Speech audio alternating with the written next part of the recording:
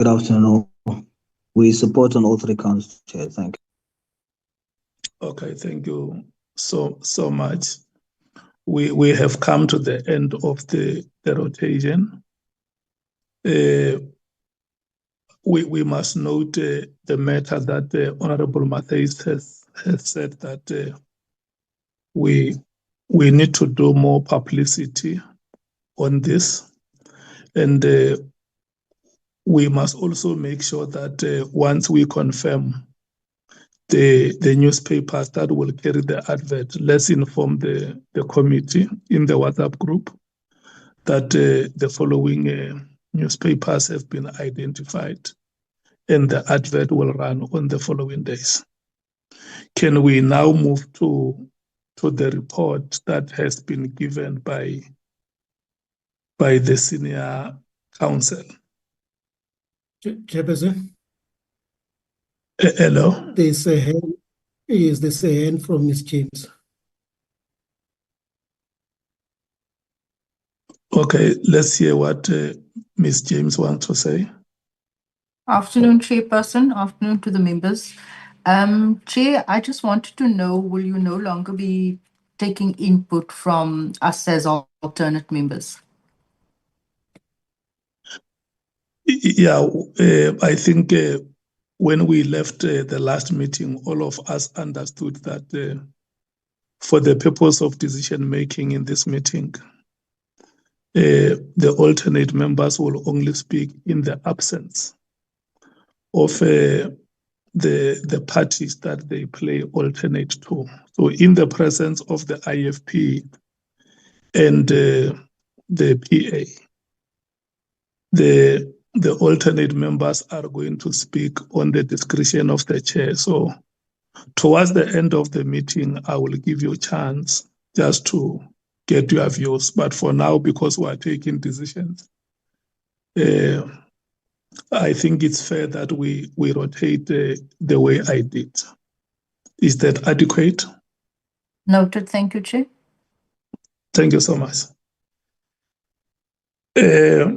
Honorable members, when we deal with the report that has been, okay, maybe let me allow the senior counsel to conclude his report on the classification, on access to classification of information.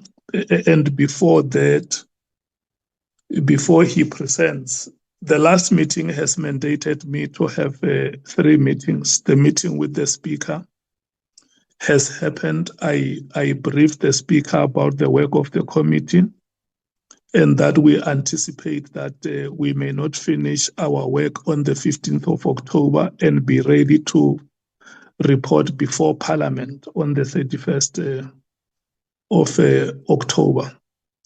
And what the meeting with the speaker agreed on was that the ad hoc committee, once it is certain that it needs extension, it will formally write to the office of the speaker, and the speaker will make sure that the necessary processes run so that the committee can be given extension.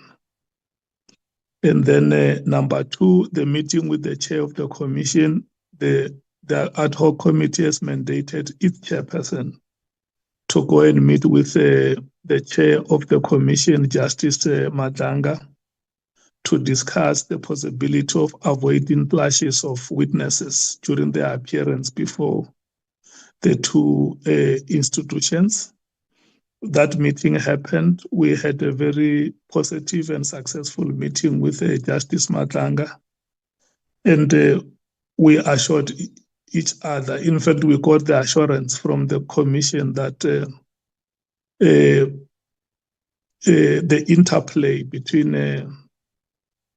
the evidence leaders on both the side of the commission and the ad hoc committee is what will help us to avoid clashes of witnesses. So I briefed the senior counsel that they must keep in touch with the evidence leaders at the commission to know which witnesses will be appearing that side. and also for them to know which witnesses are appearing on our side to avoid that clash. I had a meeting with the chair of the JSCI to inform her that the committee has decided that the Inspector General of Intelligence must appear before us, and secondly, that there is classified information that the committee may need once it decides which information it needs. And then in that meeting, the chair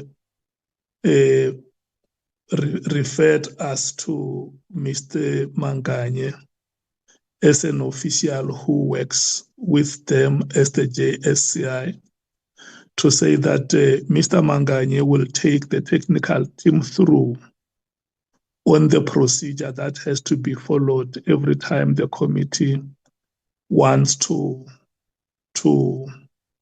request information. So at this stage, we have not determined which information we are going to need, but once we know the information that we will require, we will then have to make an application or a request in terms of the provisions in the protocol. Unfortunately, honorable members, when the technical team requested a meeting with Mr. Manganye declined to meet with our technical team, and it's something that is so unfortunate because the technical team did not want any information whatsoever. The technical team just wanted him to take them through the procedure on how the committee can request or apply for classified information. It's unfortunate that he responded the way he did. I made a follow-up meeting with the chair of the JSCI, and I also called the chair of chairs to help us, because we don't want confrontation. This was just a simple request to say, can we meet with you and you inform us how we go about? Can you show us the way? Unfortunately, he declined, but I hope that the discussions that I had with the JSCI and the chair of chairs, they will instruct him to meet with our technical team and guide them on what they must do once the committee says we are making request for the following information. And the other part, let me leave it for the other part, because it's similar. On the IGI, let me leave it to the senior counsel to present it, because the IGI was also supposed to have come for consultations, not to provide any information, but consultations with our legal team. And unfortunately, the IGI also has not come to do those consultations. But I think the senior counsel will explain it better. Senior counsel? Thank you. Thank you, Chair. Yeah, I'm not sure whether I can explain it better. What I can say to honourable members of the committee is that we did receive a report, a letter from the IGI, who had indicated a willingness to meet with us. However, the Inspector General had raised certain concerns relating to confidentiality and classified information, which we are still hoping to clear up in a meeting that we've requested to have with the chair of the joint Standing Committee on Intelligence, which we were hoping would take place this morning. We had tentatively arranged a time for 11:30, but we hadn't heard back from Andile and his team about that meeting.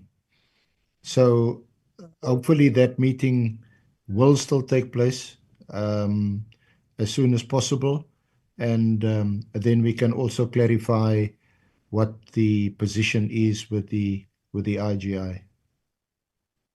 So that's on that matter, Chair.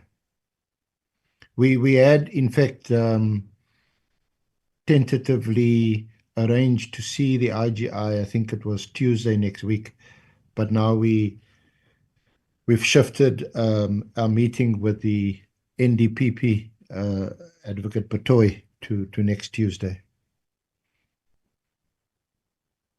Yeah, I don't know if you want me to pause there, Chair. Are you done with the report? Well, this is just on the IGI and the intelligence. I must still give you our view on the issue of confidential and classified information. Yeah. You can. I want you to take that, and thereafter we get the Andile on the request by Rice Msand.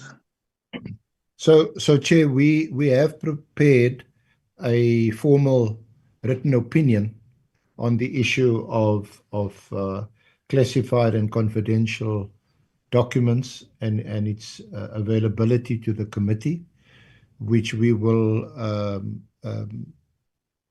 share with you and with committee members. We were, however, hoping to have this meeting with the chair of the Joint Committee for the same reason, because we are of the view that these are matters that can be dealt with on a practical level. There's a myriad of legislation that governs the situation, which is quite complex. But for our purposes, we have indicated to you in our written opinion that we deal with two different kinds of documents. The one is classified and confidential documents that fall within the ambit of responsibility of the Joint Standing Committee on Intelligence, and the other where that falls outside their responsibility. As regards the first aspect, the JSCI is that body that's responsible for addressing intelligence and counterintelligence matters, and the Oversight Act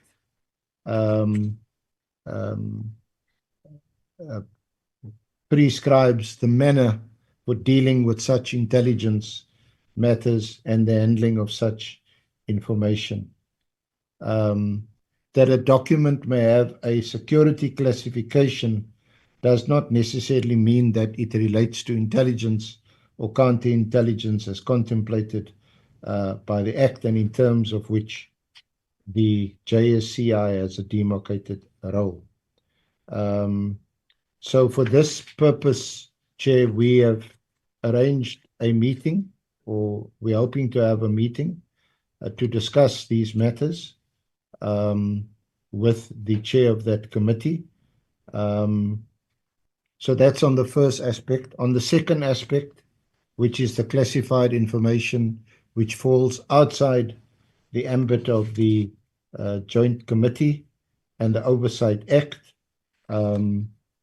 the committee itself will seek to declassify such documents and get permission or authorization from the author of the document or the head of the institution. And if the document is appropriately declassified, it can be made available to committee members without compromising national security concerns that necessitated its classification in the first place. Where a document cannot be appropriately declassified, then there is a protocol, which some of you may be familiar with, of the 20th of August 2025 on the handling and viewing of classified information by the National Assembly. Then that protocol becomes relevant, and the protocol will be made available to the committee on how it is dealt with. The categories are custodianship and responsibilities involving the speaker, access to classified or confidential information, how that will be accessed by members of the committee, storage and handling and viewing of that's also dealt with in the protocol. But in summary, Chair, our view is that the classified information should be given by the Chair on a case-by-case basis, depending on the nature of the security classification. And of course, it's not possible at this stage to indicate which or what those documents are going to be and the nature of those documents. So we would propose that it be dealt with if and when the issue arises, Chair. But we've got a full opinion which we will make available to the committee. Okay. And thank you so much. Can I just ask any of my colleagues want to add, Chair, with your leave, either Lerato or Maria? You are welcome. Lerato.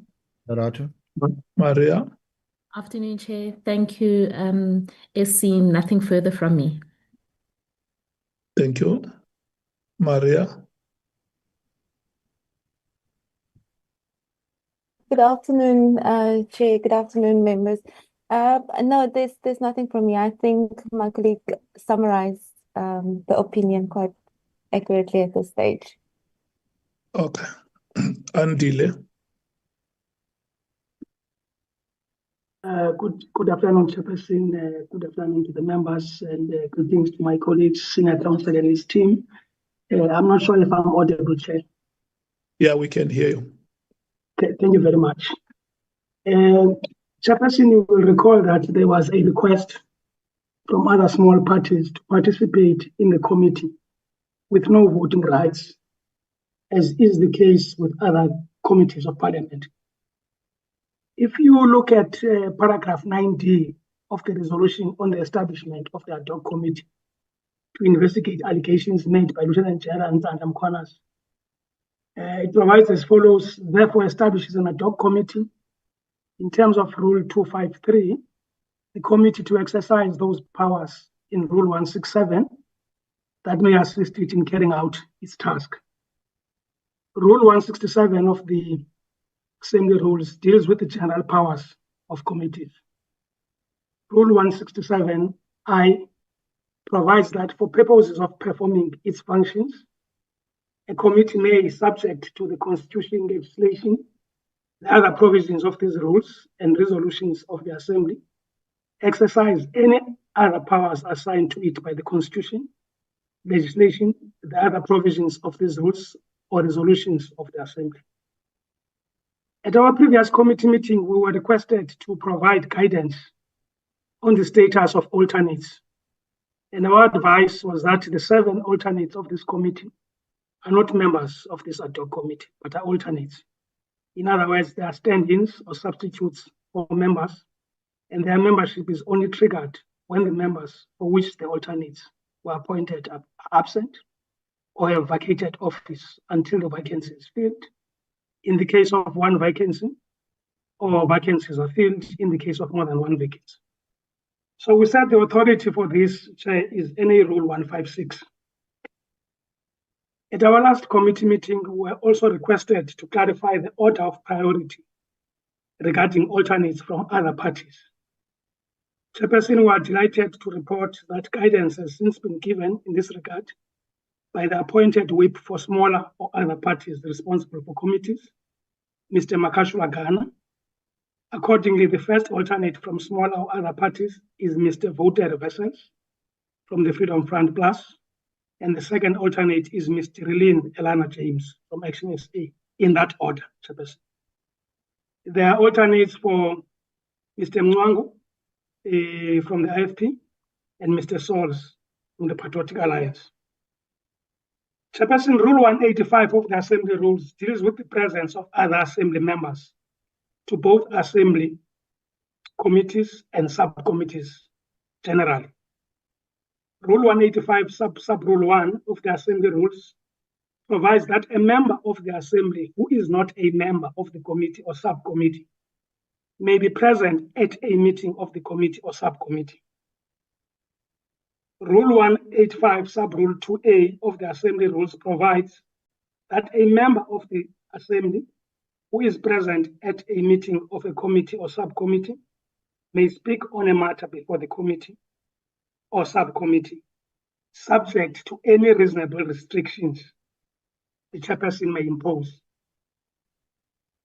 Rule 185 sub-rule 2B of the Assembly Rules provides that a member of the Assembly who is present at a meeting of a committee or subcommittee may not vote except when the vote is cast as an alternate in terms of Rule 156.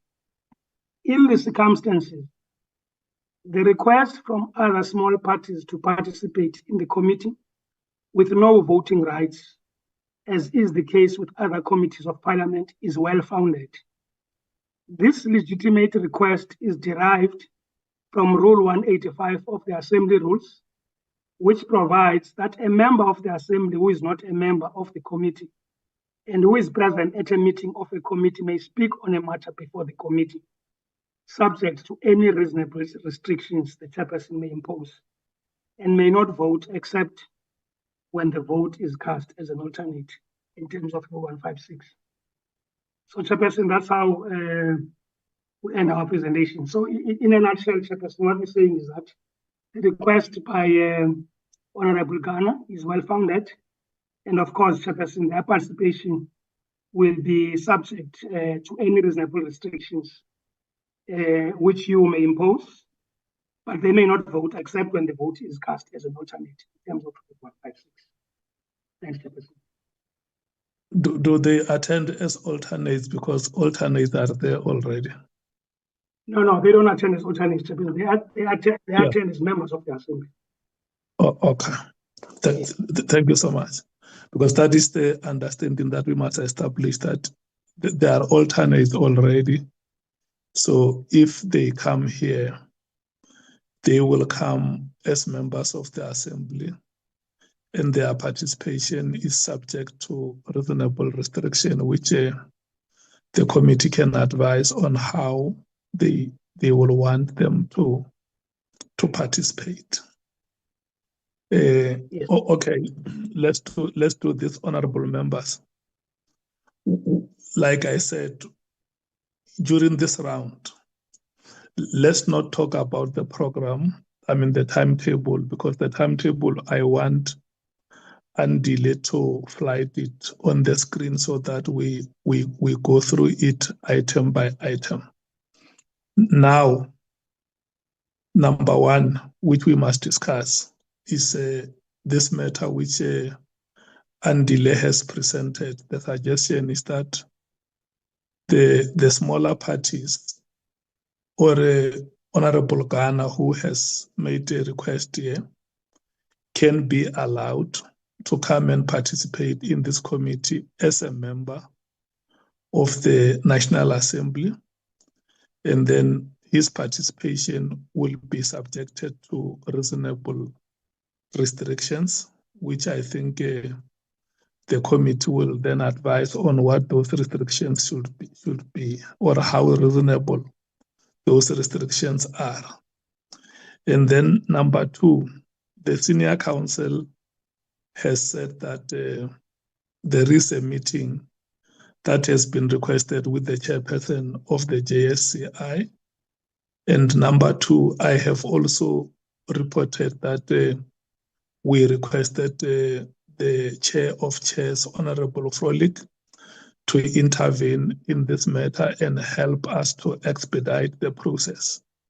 And lastly, the senior council has also said that there is a protocol which has been adopted as late as last month, which will also be made available for the members, and the advice that they will want to give us. I'm going to suggest that we allow the meeting with the JSCI chairperson and the intervention by Honorable Frolik to happen, and then the report on engagements with the JSCI chair and the appearance of the IGI, the Inspector General, will then be reported in the next meeting when those engagements shall have happened. And maybe one point before discussions, which the senior council can clarify, is with regard to the protocol. How soon can it be made available to members? Senior council. Chair, the protocol, the August 2025 protocol, or the opinion? Both the protocol and the opinion. No, the opinion you said will come after the meeting. After the engagement, yes. Yeah. So the protocol. It should be made available pretty soon, Chair. Yeah. Let's agree that today, then tomorrow. Yeah, let's agree that we will get delay about it. Yeah, we'll get that protocol and make it available to members. So for now, what I want us to do, the next item we are going to discuss the proposed additions. So for the purpose of this rotation, I want us to speak on those two matters. The matter of Rice Msanzi and the proposal that is being made here to allow the interventions between the chairperson of the JSCI and the chair of chair to happen. Can I then move to rotation, the ANC?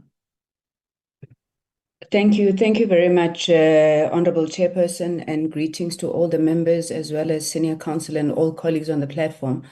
Chair, I think we support your direction or your guidance to allow that engagement by the House Chair with the Chairperson of the JSCI just to get to a resolution on this matter. I'm assuming, Chair, that we're also afforded an opportunity to speak on the issue of the participation of Rise Mzansi. Yes. Thank you, Chair. We welcome the guidance that's been given by Mr. Tekyan. And maybe just to say from the onset that ours would not be to keep anybody from participating in the process. But there seems to be a bit of a contradiction in the rules as he presented them or as the rules stand. Because if the what are they called now? The alternate members are effectively barred from participating unless their participation is triggered by the absence of a member. Then it means that the alternates are being treated differently than normal members of the assembly. Because if the alternates participation is limited unless the full member is not present, but such is afforded to members of the National Assembly, I think there may be some sort of either discrepancy or even injustice that is being done in that case. So we would welcome, I think, the participation of members And maybe just to put it out there to say that obviously if Rise Mzansi is keen to participate, there may be any other number of parties that may also want to participate. We have 18 in the House and not all of them are represented here. Now, if they were to participate, I think there needs to be a standardization on the restrictions. And those restrictions, I think, need to be equitable between the members, the NA members and the alternate members, so that nobody is unjustifiably denied an opportunity to participate. Thank you, Chairperson. Thank you. So you support that they can participate as members and not as alternates within the rules, but with those proposals that you made. Yes, Chair. I don't believe that there's any way that any member can be barred from participating in terms of the rules. So I don't think that is our decision to make. I think what we're calling for, though, is just that the process is equitable. So if members of the NA are then allowed to participate, we can't then unjustifiably say that members who are alternates cannot participate, and we impose harsher restrictions on them because they too are members of the Assembly. Thank you, Chair. Let's say allowed to attend. The rules say participate, Chair, but yes, thank you. Yeah. Because remember, this is an ad hoc committee established in terms of the rules, and it said we'll have 11 members and 2 alternates. So, and you correctly point that the alternates, their participation is limited by the rules. So even the members, they can come to the meetings of the ad hoc committee, and it is for this committee to decide whether they are going to speak in this meeting or how you limit your participation. And I heard you using the word equitable, so that if they participate, if the committee eventually allows them to participate, their participation can never be at the same level with that of the alternate members. So it means it will be the least. It will be to the least degree. Yes, Chair. Maybe 30 seconds or less than 1 minute. Okay. Did you want to say something? No, I think we're covered, Chair. Thank you. Okay. The MKP, I see. Yeah. No, thank you. Your hand is up. Yeah, I thought you are rotating, Chair. Yes, no, we are now with the MKP. Okay. No, Chair, we vehemently disagree with the inclusion of Rise Mzansi for 2 reasons, Chair. The first reason is that this is a special committee that is a product of the terms of reference. I mean, whose founding rules or guidance, rather, are the terms of reference. In our view, there is a lacuna in the rules of Parliament because those rules are designed for normal committees, your portfolio committee and other committees which are permanent in Parliament. Now, this committee was designed for a specific task, Chairperson, and the task is known to all of us.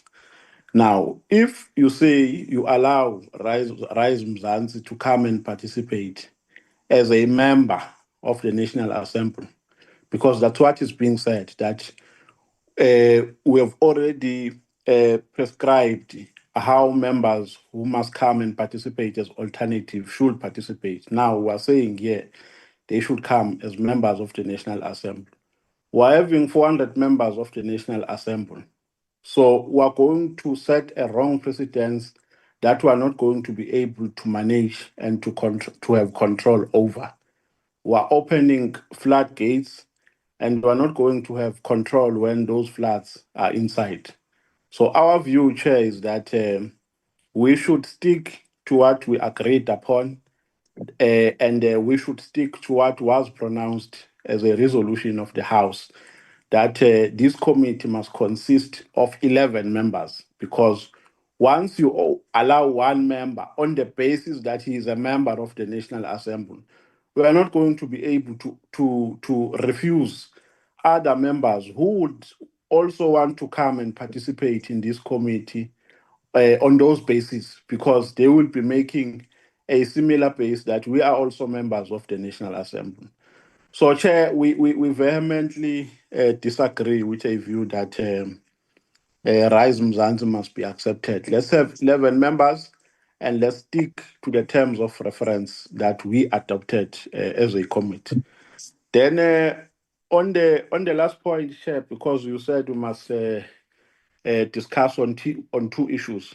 On a meeting with the JSCI, our view, Chair, is that we must quickly develop a mechanism that we are going to use as an alternative in the event where there is resistance, so that we are not going to be delayed by any resistance, Chairperson. When this committee was made, we knew that we are going to meet resistance to a certain extent, and we can't keep on pleasing people. If it means we must follow the protocol to declassify the information, so be it. If it means it's legally permissible to subpoena documents, I don't know if it's legally permissible to subpoena documents which are classified. Let's do that. But I'm saying we cannot compromise the pace of our operations with monotonous and unproductive meetings, Chairperson. Let's apply the mechanisms that we have that are at our disposal in terms of the legal prescripts that are going to assist us. I submit, Chair. Thank you. Thank you so much, Honorable Nomvalo. I see the hand of Honorable Scotsana.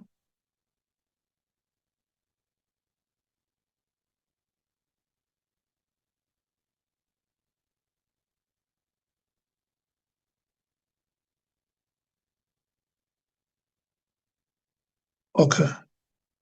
The DA. Thank you, Honorable Chairperson.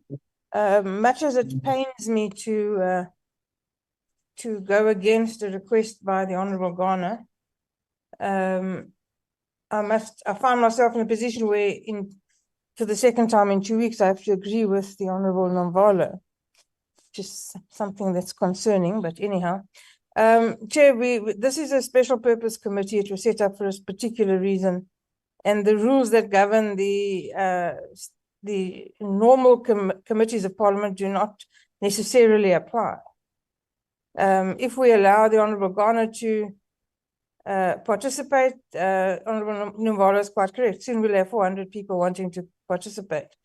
It's just not possible. That is the reason why the smaller parties are represented by representative people on this committee.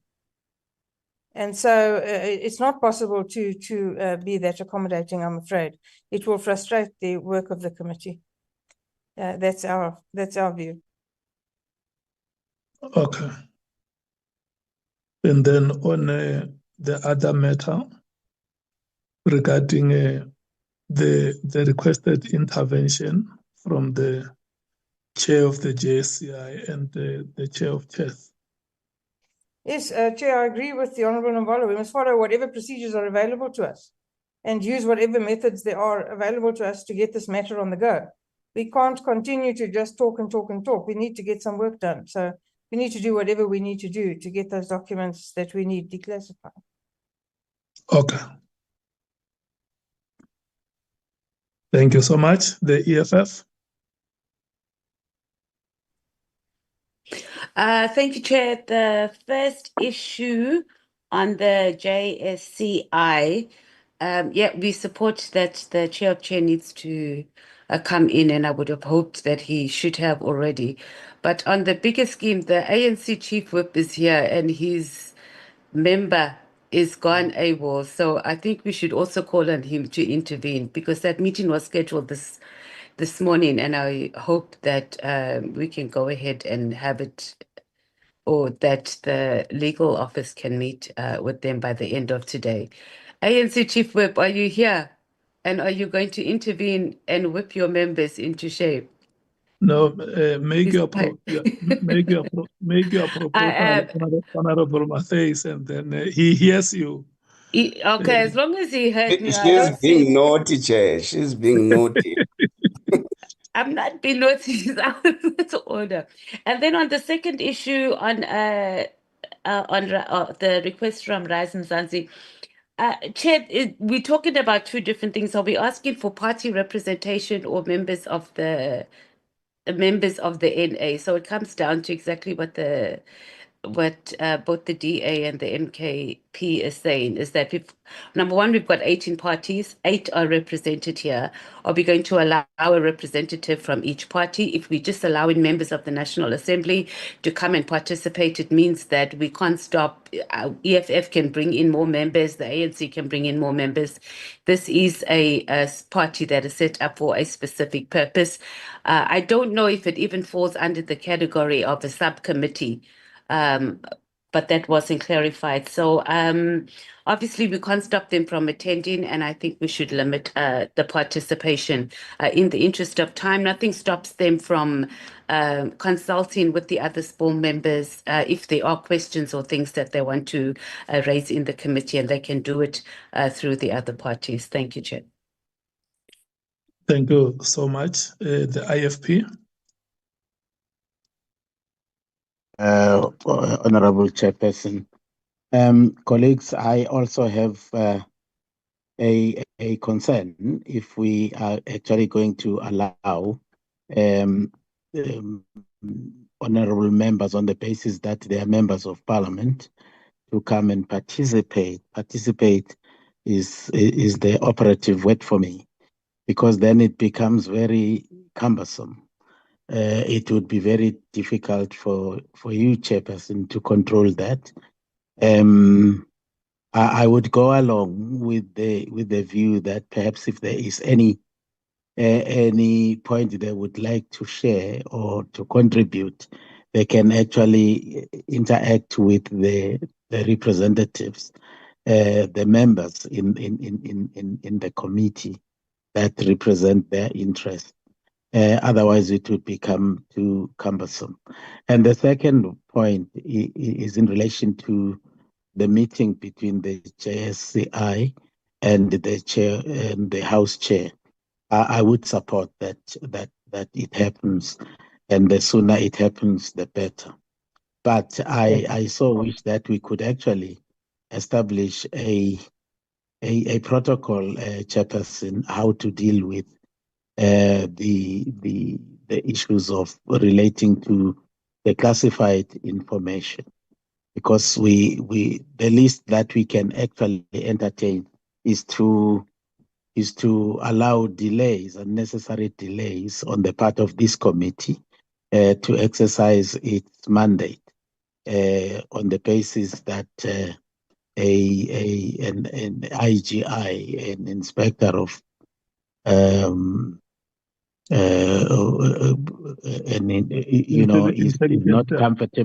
is not comfortable to actually release information. That those impediments must be dealt with now before we actually commence with the actual work of the committee. Thank you. Okay. The PA. No, thank you, Chair. On the JCI meeting issue, we support. On the issue of classified information or access to it, we agree that we should avoid delay and determine access and the extent of such access to classified information now already. On the issue of participation, we are of the view that we should limit participation to other NA members to attendance. Thank you, Chair. Thank you so much, honorable members. We agree that the request by Rise Mzansi is declined. And number 2, Dr. Tuli, let's have that meeting between the chief whip, the chair of chairs, the chair of the JSCI, the chairperson of the ad hoc committee, the senior counsel, and the speaker happening immediately so that we deal with this matter. If we fail to reach any agreement, we will then explore the recourse that Honorable Nomvalo and Honorable Breitenbach and other members have eloquently supported. We then move to the next item. Andile, I'm going to request that we do this if you have access to the screen now. No, I don't have it. Bonani of Venetia will fly today. Bonani, are you able to put a blank screen here in front of us?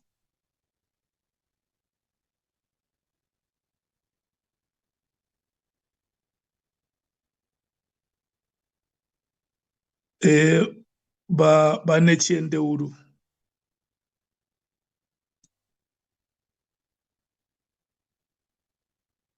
Boramano. Boramano, Yes, okay. Are you able to put a blank screen here? I've just done that, Chair. Okay. On the screen, can you write the name of General Khumalo? That is the name that the senior counsel is proposing.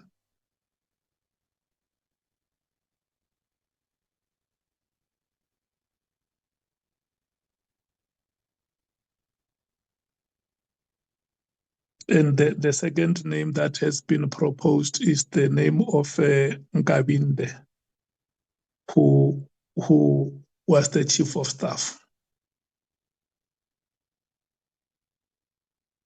or who is the chief of staff, yeah. And then they have also proposed that a crime expert, Dikok, I think they said Dikok, yeah, is Chris Dikok, being invited to come and give or just to what you call to set the scenes.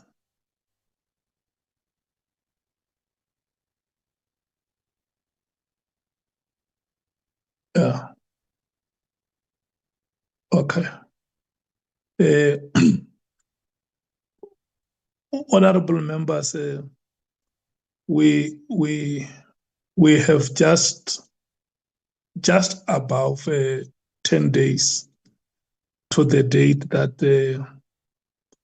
the senior counsel has proposed to commence the hearings. It's just above 10 days. And you have heard that they say that they have exhausted the consultations. They have almost exhausted the consultations of the list of witnesses that the committee has identified. And now there is a proposal here to come with a second batch of witnesses. What I'm going to do now, I'm going to rotate between the parties.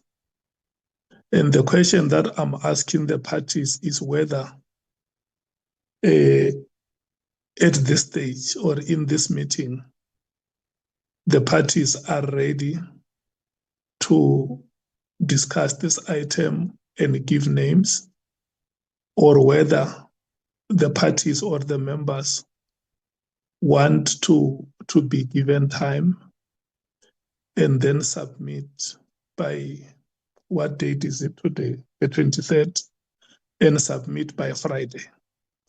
So if there is a party that says, or a member who says, we can submit now 1 or 2 names, but we will forward a full list by Friday, or members say,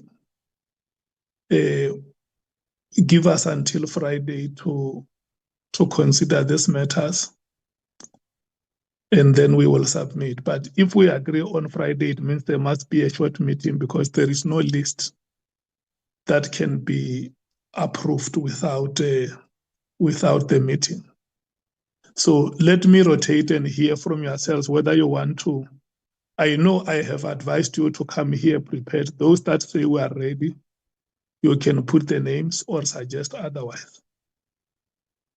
But if we suggest to not finalize the matter today, we must not delay. We must come back sooner to finalize it so that consultations happen. Three working days are too much for us, because if we were to come out with a list today, possibly we could have one of the witnesses available on Friday or the earliest next week, Monday. Can I start with the ANC in rotation?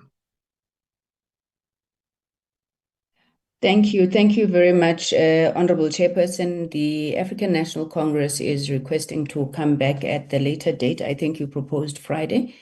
Although we would have wanted to be able to engage the testimonies before us, instead of just giving names randomly. We do think that at this present point in time, for example, except for what we've heard on television, we have not yet engaged the testimony of General Mkhwanazi, and we don't want to be really adventurous in moving on the basis of that. But we will come back at the later date that you have proposed, Chair. Thank you. Okay. The MKP.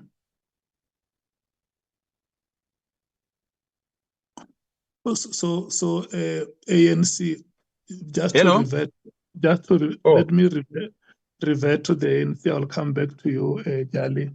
What do you say on these three names that the senior council and the team has suggested?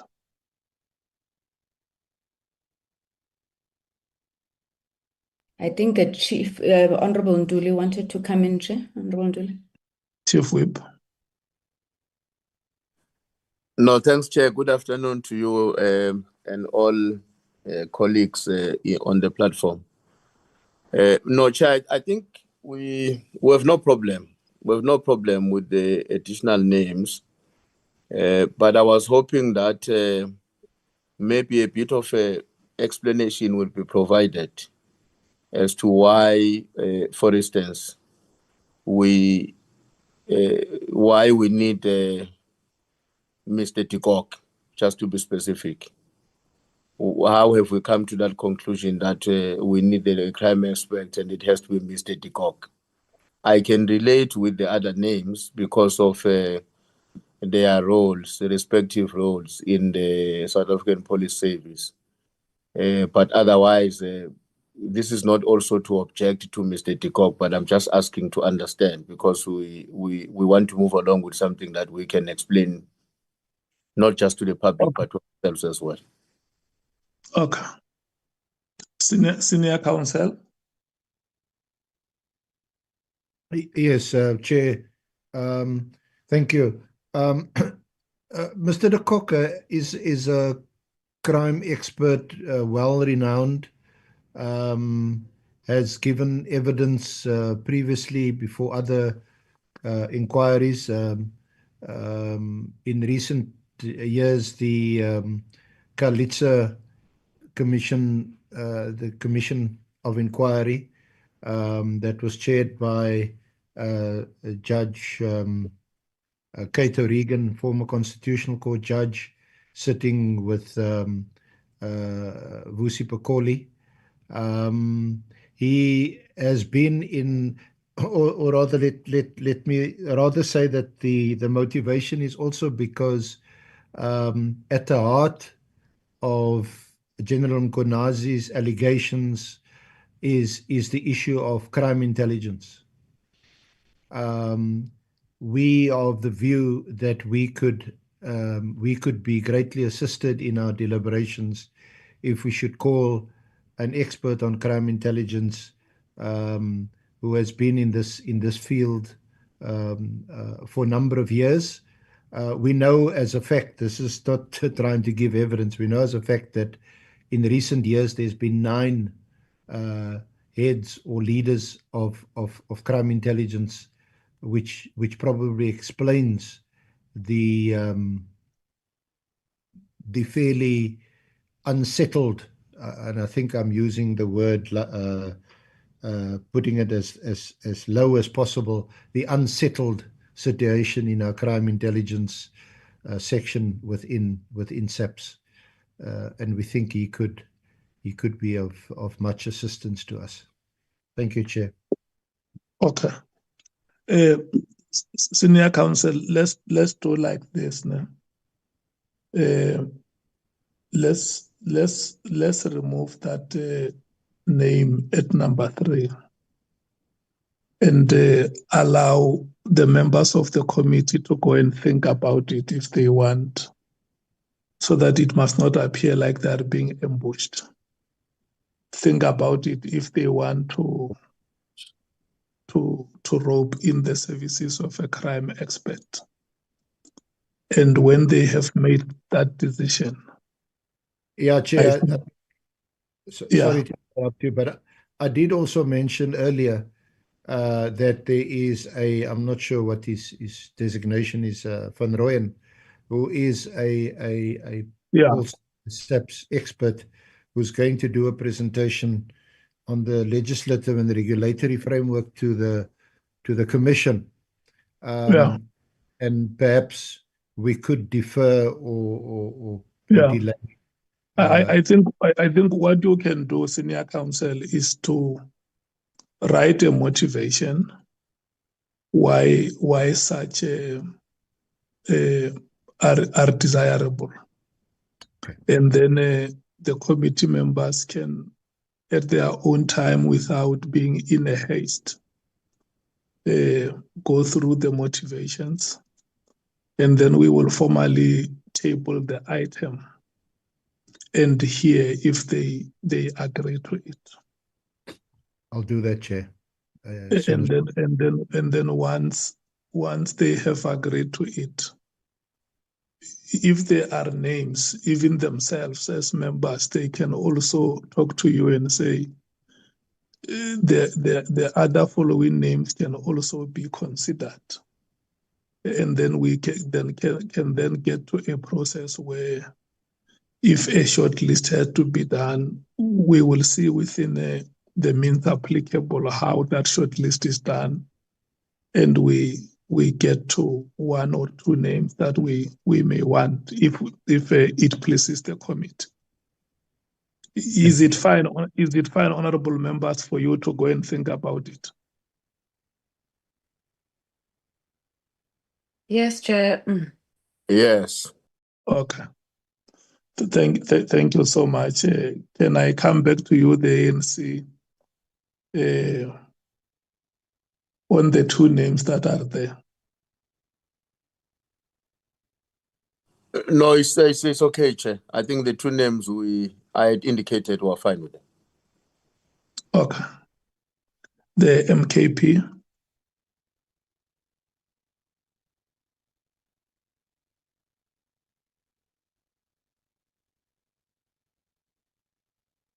Yeah. Yes. I think I don't have a problem with Lieutenant General Dumisani Khumalo. Obviously, we need to have him here, and Cedric Nkakabinde, as he was mentioned, and I just want to wish to add as well, Chair. Can I? Yes. Yes. One, I'll start with our 2 honorable MPs. Barnard and Adams. And if motivation is needed, I'll do the motivation, but let me just give you the possible witness. Obviously, the COCO committee will decide. And because they are mentioned on several occasions. And the other one, which I will ask to as well to be included, is President Ramaphosa. And my last but one will be from IDEC. Anyway, IDEC, because we are going to call IDEC. If I have listened very well, I think they've mentioned a gentleman called Dylan Permal, and Sunel Pelochen from IDEC. I thank you, Chair. Thank you so much. The DA. Suliman, he didn't write well there. Let me, Sunel Pelochen. Hello. Yeah, I'm done, Chair. Thank you. How many names did you suggest?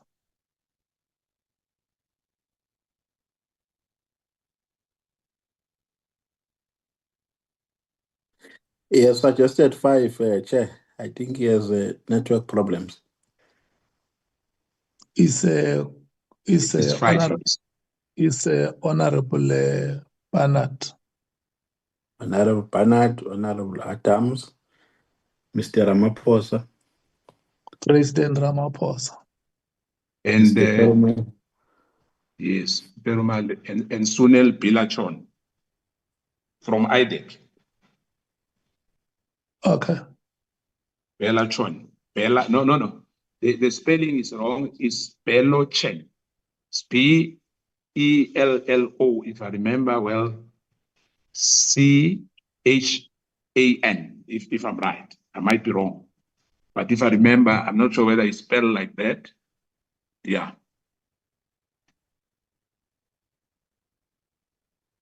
Thank you. Thank you, Chair.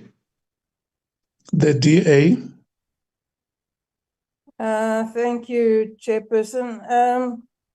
Yes, we would like to. I would like to suggest General. I have no problem with the first 2 witnesses.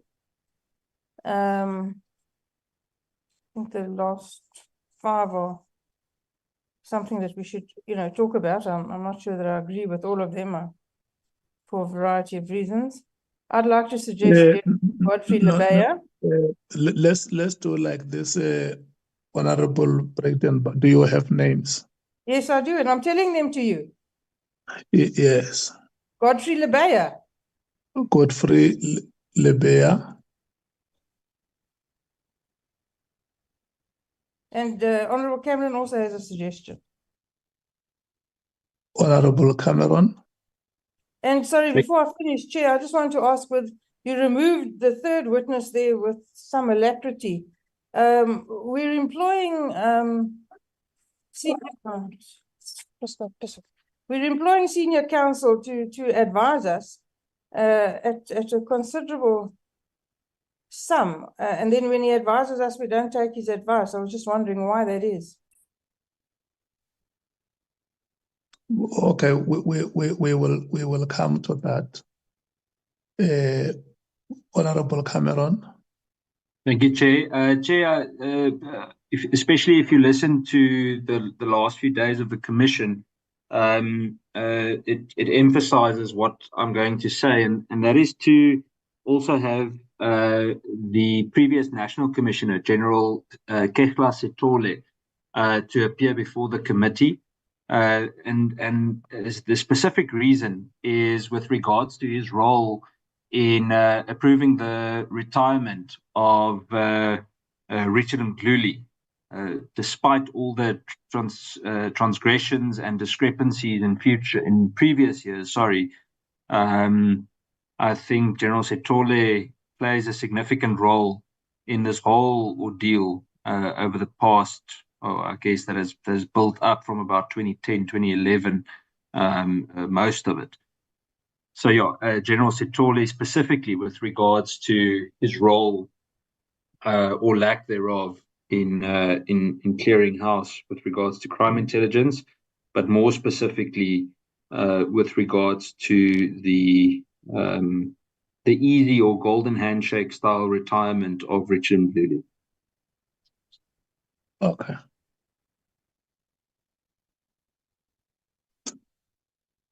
Are you done, honorable members from the DA?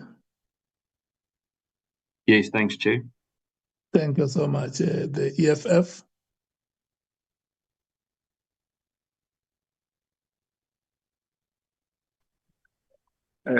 Chair. Hello, Honorable Malin. How are you? Fine, and how are you? Good, good.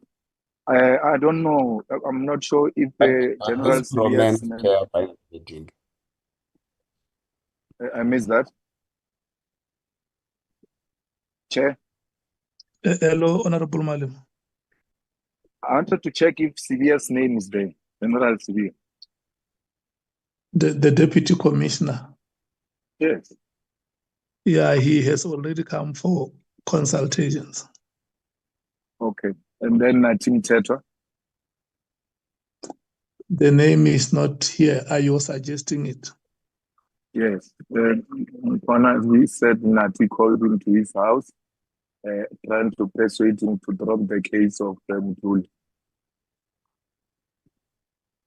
Nati was still a minister at the time. Okay. Thanks, you. Can I check the EFF? Are you done with your suggestions?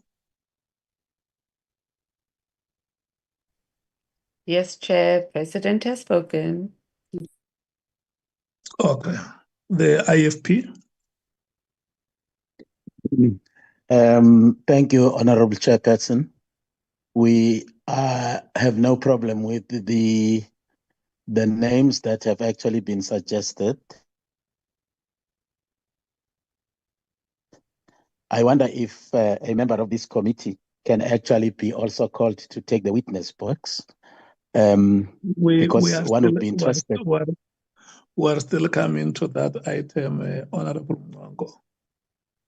Because otherwise I was going to suggest that perhaps the evidence of Advocate Breitenbach would actually also throw some light insofar as the operations within the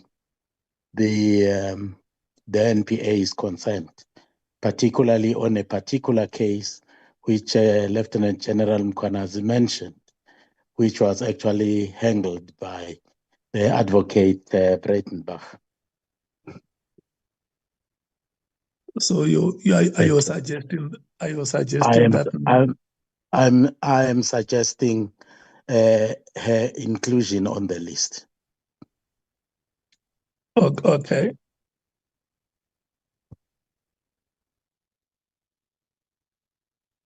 The PA?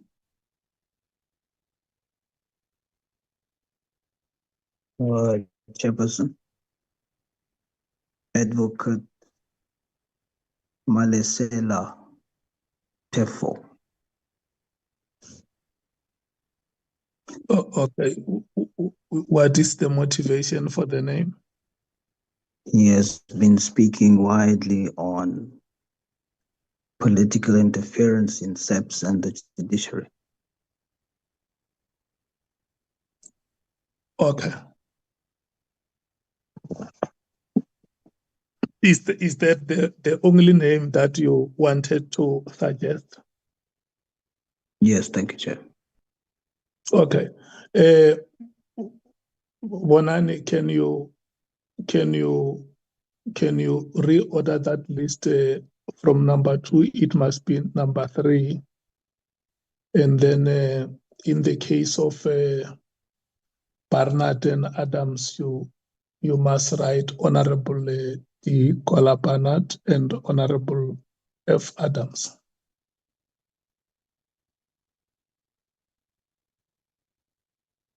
Yeah, I'd quite like it if you refer to me as honorable as well. Yeah, no, we are still dealing with the numbers. You are very far on the list. we are still coming there.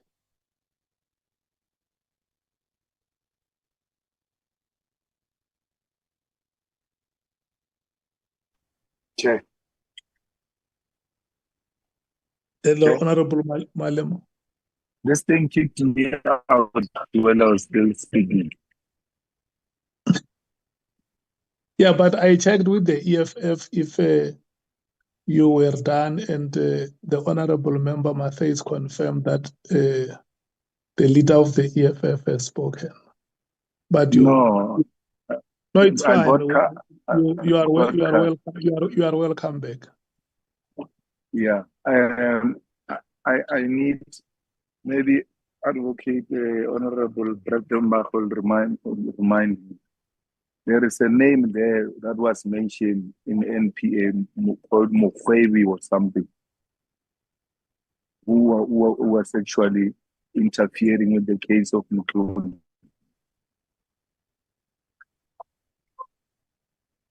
Advocate Mkhwanazi or something like that. Thanks, Chair. Thank you so much. We have a list of 13 names. These names, if the committee adopt them, are the names that will then be forwarded to the senior counsel and his team to schedule consultations. I'm going to rotate with the parties to hear if you agree to these names that the list must be adopted. The African National Congress. Thank you, Honorable Chair. Sorry, we had initially made a submission that we would come back with additional names as per the recommendation. So I'm not sure now if the chair is calling for the adoption of the names. Does this mean that we will do this process again on the deadline of Friday that the chair had initially given? If we could be clarified on that one. Oh yeah, no, you are right, because you said that you will only be submitting on Friday. So can we agree to finalize the list on Friday? Thank you very much, Chairperson. The MKP. Thank you, Chair. I agree as well. If there's any perhaps members which they think they can really help our committee, it's welcome. Thank you. Okay. The BA. Chair, I'd like a little bit more time to think about this list. I don't necessarily agree with everybody on it. Okay. So are you agreeing with Friday? Yeah, we'll get back to you by Friday. Okay. The EFF. We agree, Chair. When they are suggesting that it doesn't have to wait for Friday, but because some of the names here we are agreeing, they can start reaching out to those people, and then Friday will make the final. Okay. The IFP.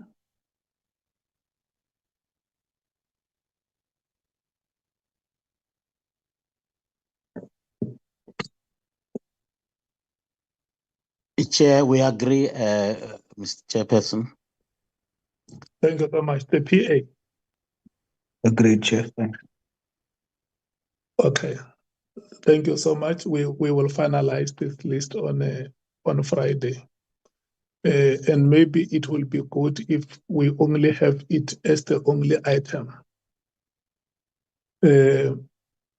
Let's move to this next matter of members of this committee whose names may be mentioned at the proceedings of the ad hoc committee or at the proceedings of the commission.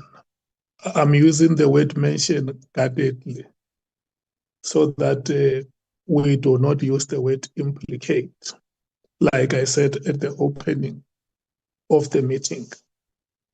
There is the name of Honorable Diane Kolabanat, who is an alternate member of this committee that was mentioned at the commission.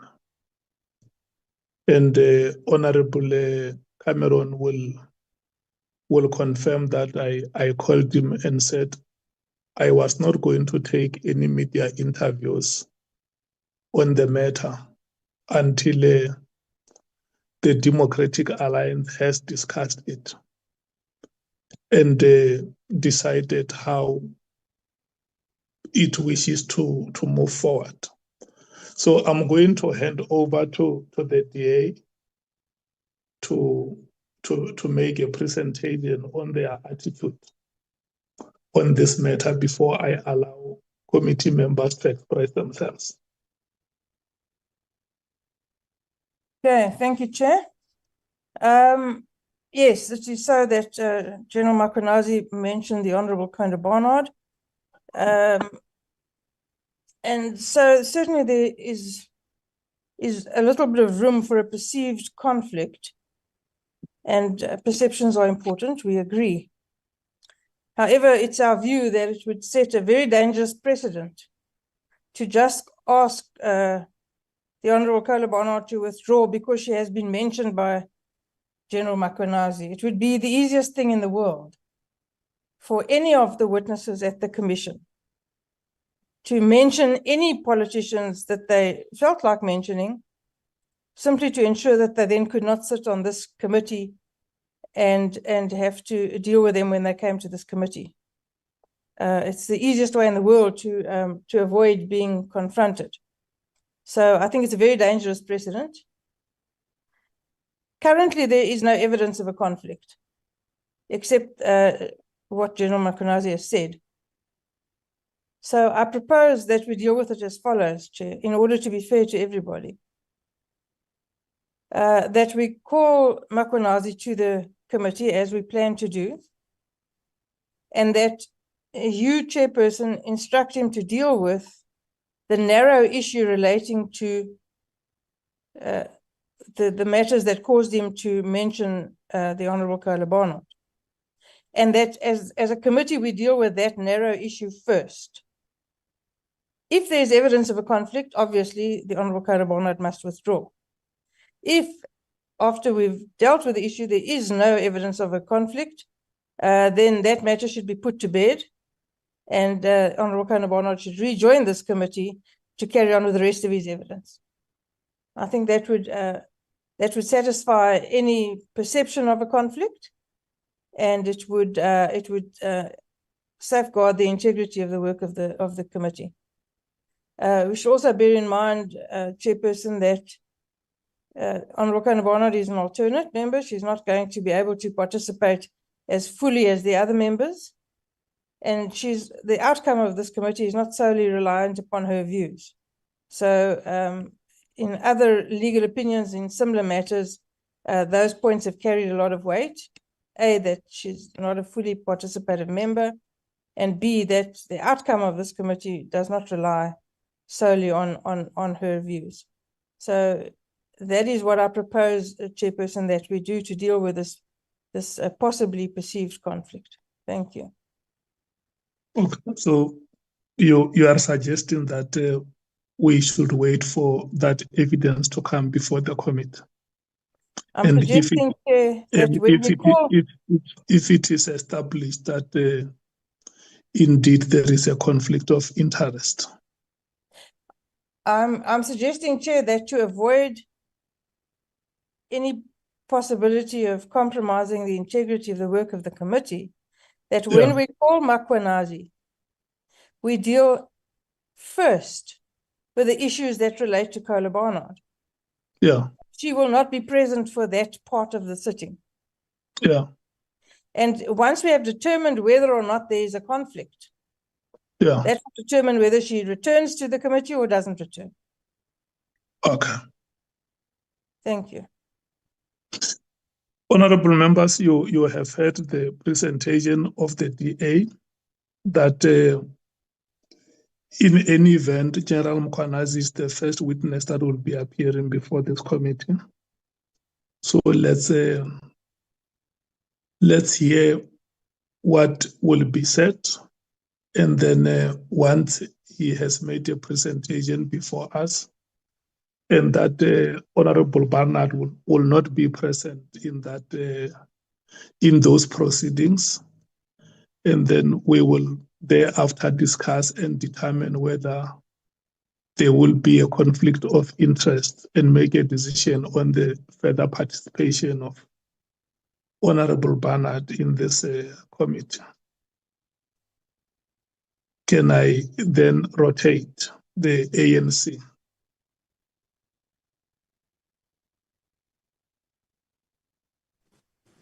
No, thanks, Chair. Let me just let me make the intervention on behalf of the ANC. I think the first point I want to raise is that as I listen very carefully to Honorable Breckenbach, I'm very concerned with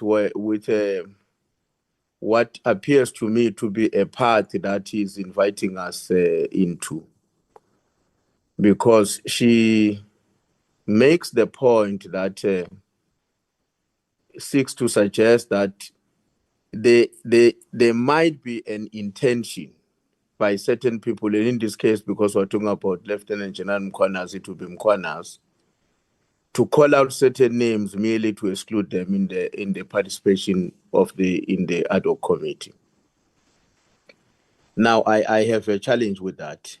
And I have a challenge in particular because I was hoping that all of us were following in one way or the other the presentation by Lieutenant General Mkhwanazi in relation to the matter in question, the role that he explained to have been played by the Honorable Kolapanat. Now, when the suggestion is made that we are possibly becoming, we are likely to become victim of bad people who are going to mention our names or any of our colleagues merely to exclude them in the process, I think that position is predicated on a wrong approach, on a wrong premise. I don't agree with that approach. However, I do agree with the fact that when your name has been mentioned, there must be a process through which you can get cleared.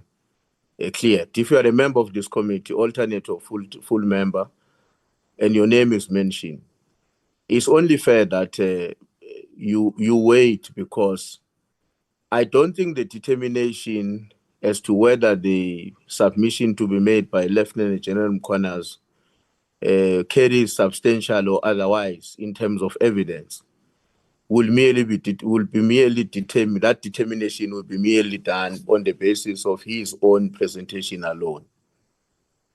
What comes in my mind is that effectively, when you are mentioning the way in which the honorable member was mentioned, and I would imagine that's the reason why other parties or other colleagues in this committee have already suggested that she must be part of the witnesses. It's inevitable that you are supposed to be given a platform to state your own side of the story. And in this case, you are then going to become one of the witnesses that must appear before the ad hoc committee. So I don't agree with the view that says, have Mkhwanazi today, as I understood to be the proposal, have Mkhwanazi today, listen to him, and immediately make a determination upon listening to him whether there is substantial evidence to justify the exclusion of the honorable member from the ad hoc committee. I would prefer that we take a principled position in which we say you are mentioned, and a particular evidence, whether that evidence is accepted or not accepted, has been laid against your name. You can't be a referee and a player. You can't serve on the committee at which somebody is coming to raise concerns about your conduct, your act of omission or commission. Unless the process has run its course with you having had an opportunity to present your side of your story, then the committee makes a determination that the allegations against you are frivolous, are unsubstantiated, without evidence, and so there are no basis to exclude you from participation in the committee. But I don't agree with an approach that says you must be given a priority, because that's the implication of what is being said is that it means we must listen to Mkhwanazi and listen to Honorable Kolapanat. Because I can't understand why would we be only listening to Mkhwanazi and making a decision that he's wrong or right, he has evidence or not, without having cross-reference to the person to whom the allegations are leveled against. So I don't think that is the sequence of witnesses we have agreed we are going to follow as we deal with the matters before the ad hoc committee. So it is on those bases that I think we need to take a principled position. This is an alternate member, not a full-time member of the committee. Even if it was, there's no harm in us agreeing that as a matter of principle, you have automatically become a candidate to appear before this committee. So you can't play both, which is a player as well as a referee in this case. Never mind whether at the end of this process, evidence will be qualified to suggest that you have acted wrongly or rightly. There are many people who are like that who will appear before our committee. And some of them later on, we may discover that actually their names were being dragged into the mud without any substantial evidence to qualify what would have been presented to us. But I think for us to do our work objectively, we've got to treat all witnesses almost in the similar way in terms of the role they can and cannot play in that committee of parliament. Thanks.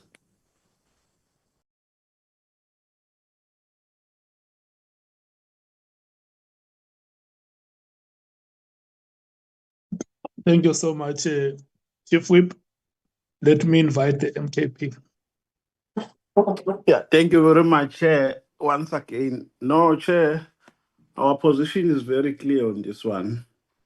The member in question must be excused from this committee because, one, all the witnesses that we have agreed upon and all the witnesses that have held consultations with the legal team are witnesses which are based on the testimony that was made by General Nhlanhla Mkhwanazi. And we agreed on some witnesses even before he appeared before the Madlanga Commission. You would recall that during a press briefing, Mkhwanazi did mention some members of parliament. He did not mention them by their names.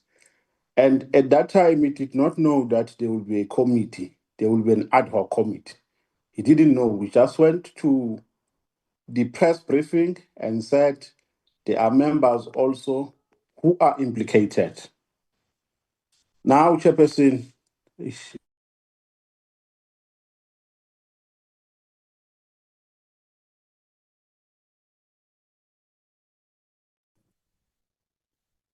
The data of the MKP is depleted. That's why I said ish. Yeah, I heard the ish part at the end. So, are you done, Honorable Nombalo?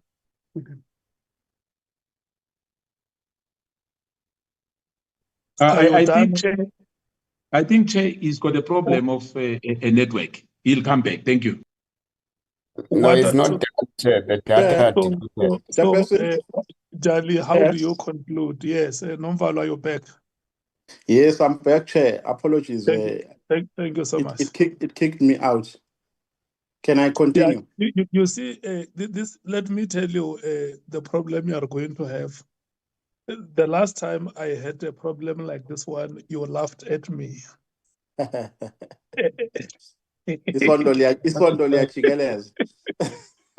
Yeah, Chair, he even said you must excuse yourself as Chair. And I can tell you it's going to be worse with you. No, so Chair, I was saying, Chairperson, that the majority of witnesses to which we agreed as this committee to come and appear before this committee are witnesses from which we drew on the testimony of General Nhlanhla Mkhwanazi. That was made in a press briefing. And at that time, General Nhlanhla Mkhwanazi didn't even know what actions will be taken by Parliament or by the executive. He didn't know that there will be an ad hoc committee.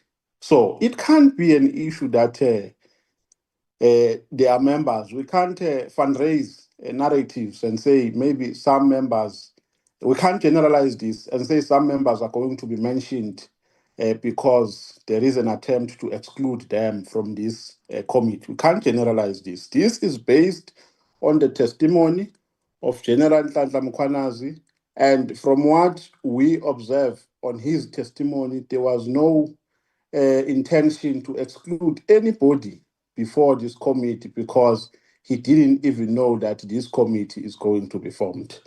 So Chairperson was saying, in this context, and considering the background that I've outlined, the member must be excused from this committee, and we must request the DA to bring another member because the manner in which he was mentioned requires us to call him before the committee, and he became a person of interest. So we can't ignore that.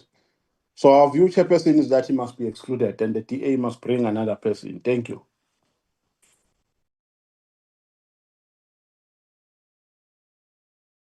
Thank you so much. Can we move to the EFF? Thank you very much, Chair.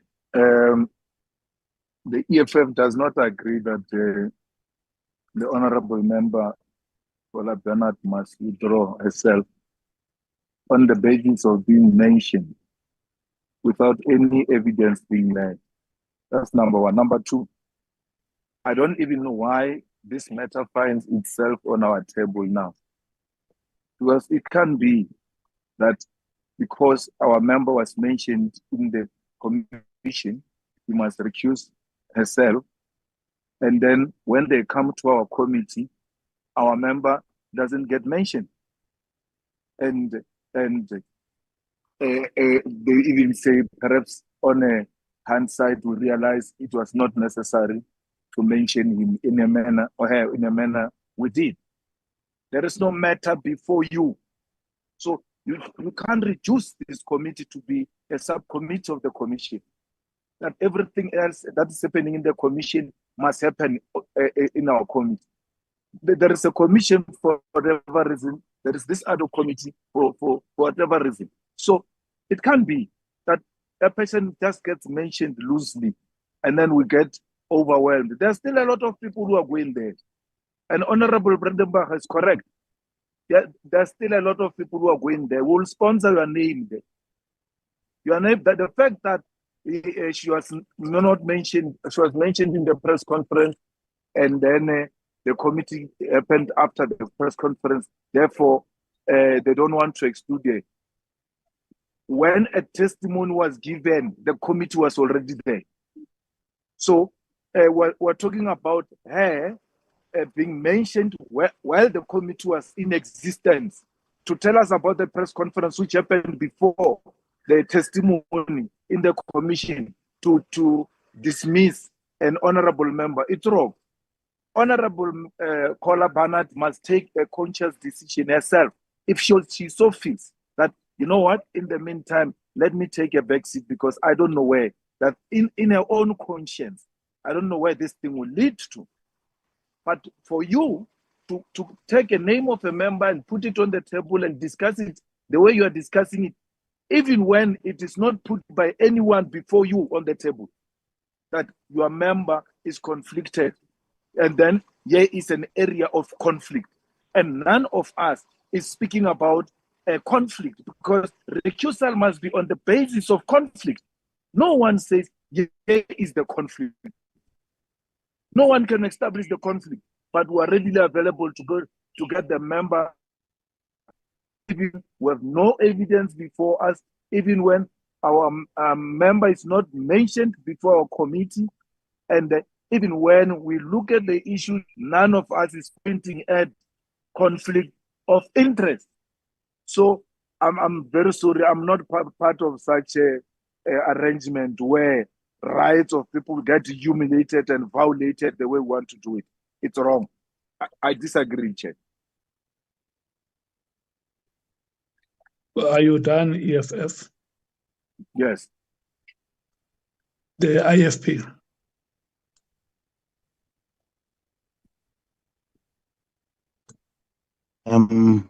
Honorable Chairperson, I'm inclined to agree with the last speaker because the name of the Honorable Kola Barnard was actually mentioned in another forum. It has actually not been mentioned before this committee.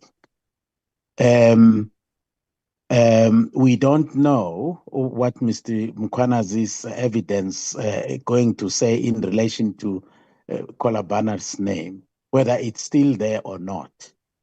I would actually say that until such time that the Lieutenant General Mkhwanazi mentions the name of Honorable Barnard before this committee, it will only be then, it will be fair to us and to her to actually deal with that matter when it is actually being presented to us as this committee.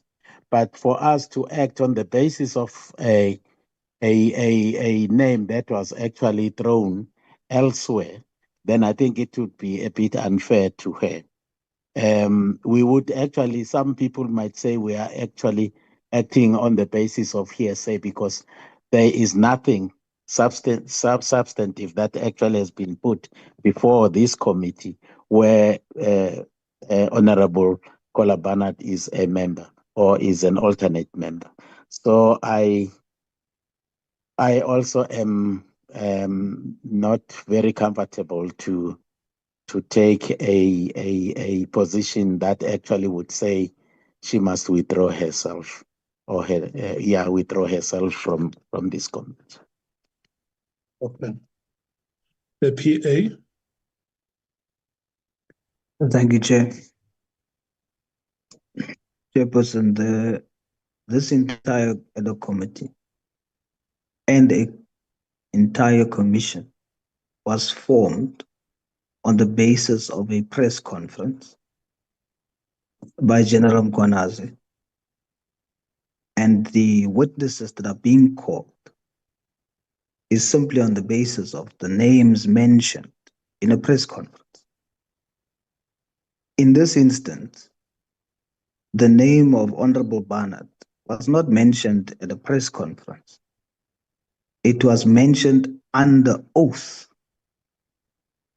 Even this forum carries even more weight than the press conference that has caused the commission and the committee, the ad hoc committee, to be formed. So, therefore, Honorable Barnard must withdraw herself from the committee.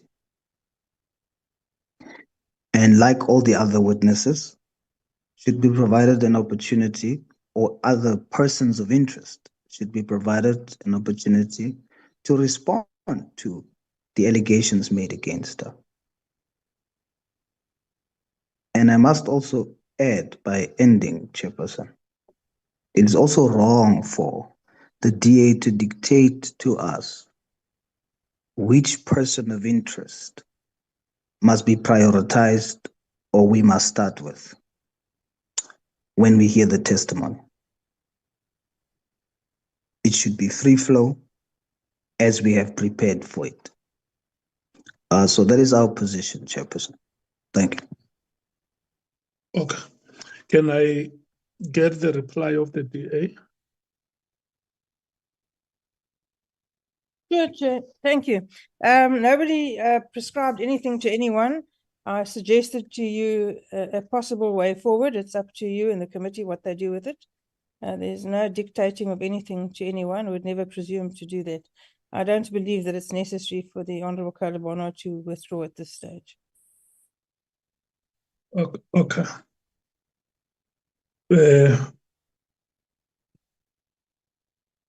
Chief Whip, is your hand up?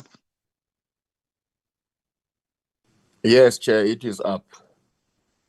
Honorable Cameron, is your hand up? Yes, Chair. Honorable Nhlanhla, is your hand up? Yes, it's up, Chair. Who else wants to raise a hand?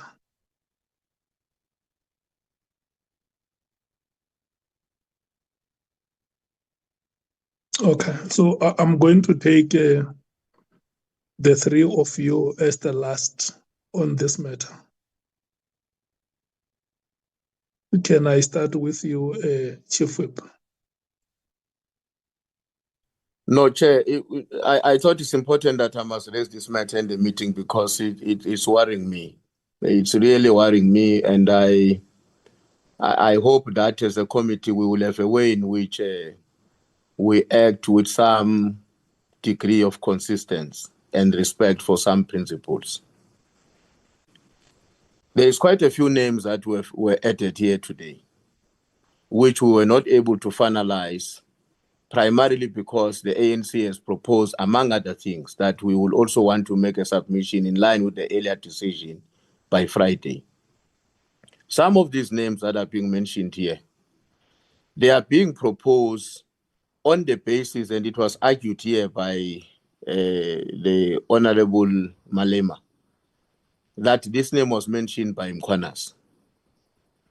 Now, I am concerned when there would be certain names that are mentioned by Mkhwanazi and others, which we must add on the list. There are certain names that are mentioned by Mkhwanazi and others, which we should exclude from the list because they are merely mentioned and we do not want to appear as if we're a subcommittee of the Commission of Inquiry. I share the view that we are not, and we have no intention to become a subcommittee of the Commission of Inquiry. We are a committee of parliament and we're exercising our authority in line with the Constitution of the Republic. But I think to suggest that, and I think the point that has been made very well by Honorable Souls, from the Patriotic Alliance, it's a very, very, very formidable point when he says you are no longer dealing with matters that were mentioned in the press conference. You are also now dealing with names as mentioned under oath. And I think as members of parliament, I understand us to respect the oath that we too have taken to become members of parliament. So I thought it's important to raise that issue, Chair. I would not have been comfortable to go home without having made that observation. And I want to insist that when we say what we have said about these names, we have no intention to submerge this important committee of parliament under the authority or the ambit of the Commission of Inquiry. Thanks. Honorable Cameron. Thank you, Chair. Chair, so two things. First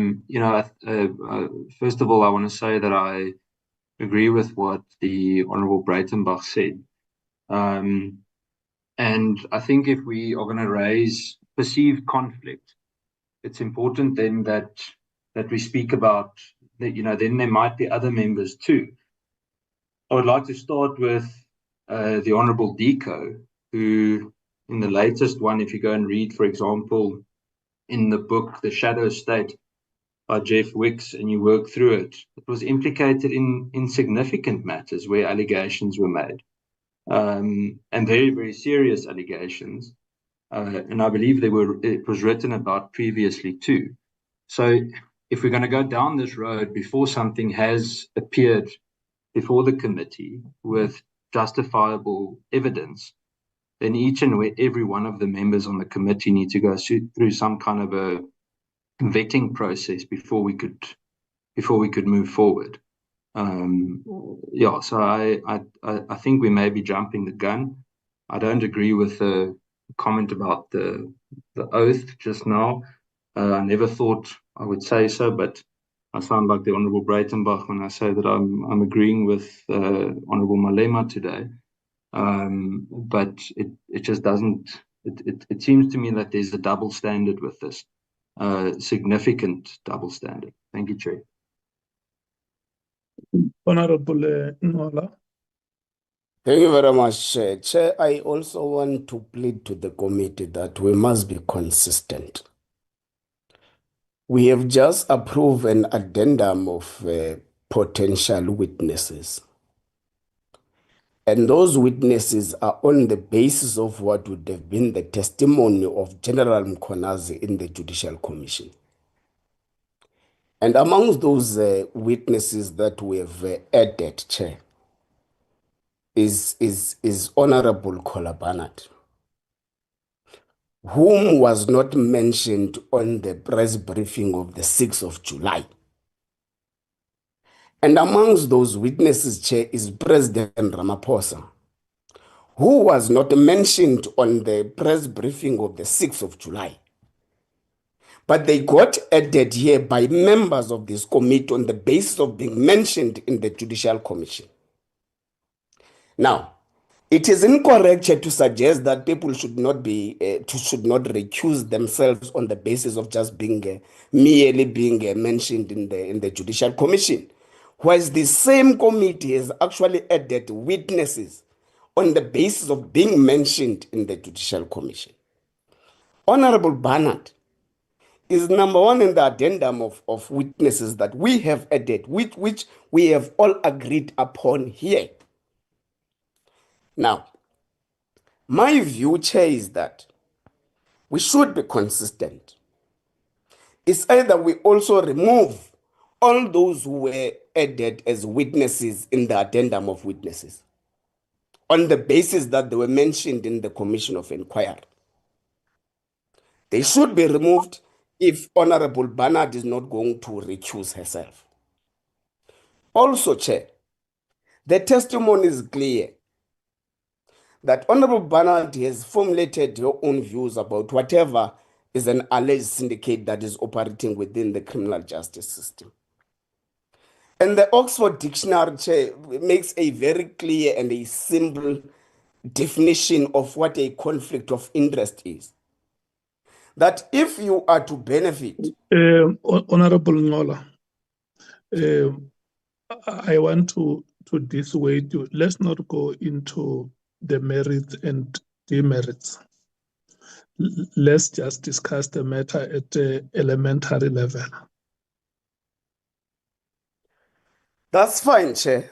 So the point we're making is consistency as when we are in the preliminary stages is very important. That we have added witnesses on the basis of being mentioned in the Judicial Commission, but we want to denounce now what has been said to the Judicial Commission on the basis of we are not a subcommittee. Yes, we are not. But if that what it should mean, it means therefore that we must reattend to the potential witnesses that we have actually added. Chair, we want to move again. We understand, which I think is fair, what has been submitted by Honorable Breitenberg. And Chair, you must actually take cognizance to the fact that it's not only on the basis of mentioning. Honorable Breitenberg was mentioned. Honorable Cameron was mentioned. Honorable Barnard was mentioned. Honorable Adams was mentioned. But it's on the basis of the context at which members have been mentioned. It's not just because they were mentioned, then they must be called. It's the context at which they were mentioned in the Judicial Commission proceedings. Now, Chair, we want to reiterate our point that we don't want to set the ad hoc committee work in a cul-de-sac. Anyone would want to take our findings, Chair, to a judicial review can simply do that on the basis that we set an ad hoc committee proceedings with people who are fingered to have played part in whatever that is being alleged. So the fact-finding mission, Chair, must be clean and meticulous. So we're just saving Parliament from a potential embarrassment. So that's what we're just pleading with members. It's a plea, Chair, that it's correct that it is actually voluntary, the recusal. Want to plead with the Honorable Breitenberg and the members of the DA in the ad hoc committee that can they, for purposes of the integrity of the proceedings of this ad hoc committee, recuse Honorable Barnard and replace her with someone else, so that we don't see the work that we've done all this time being reversed on the basis of a potential conflict and all those things. Thank you very much, Chair. Okay, the last speaker is Honorable Nomvalo.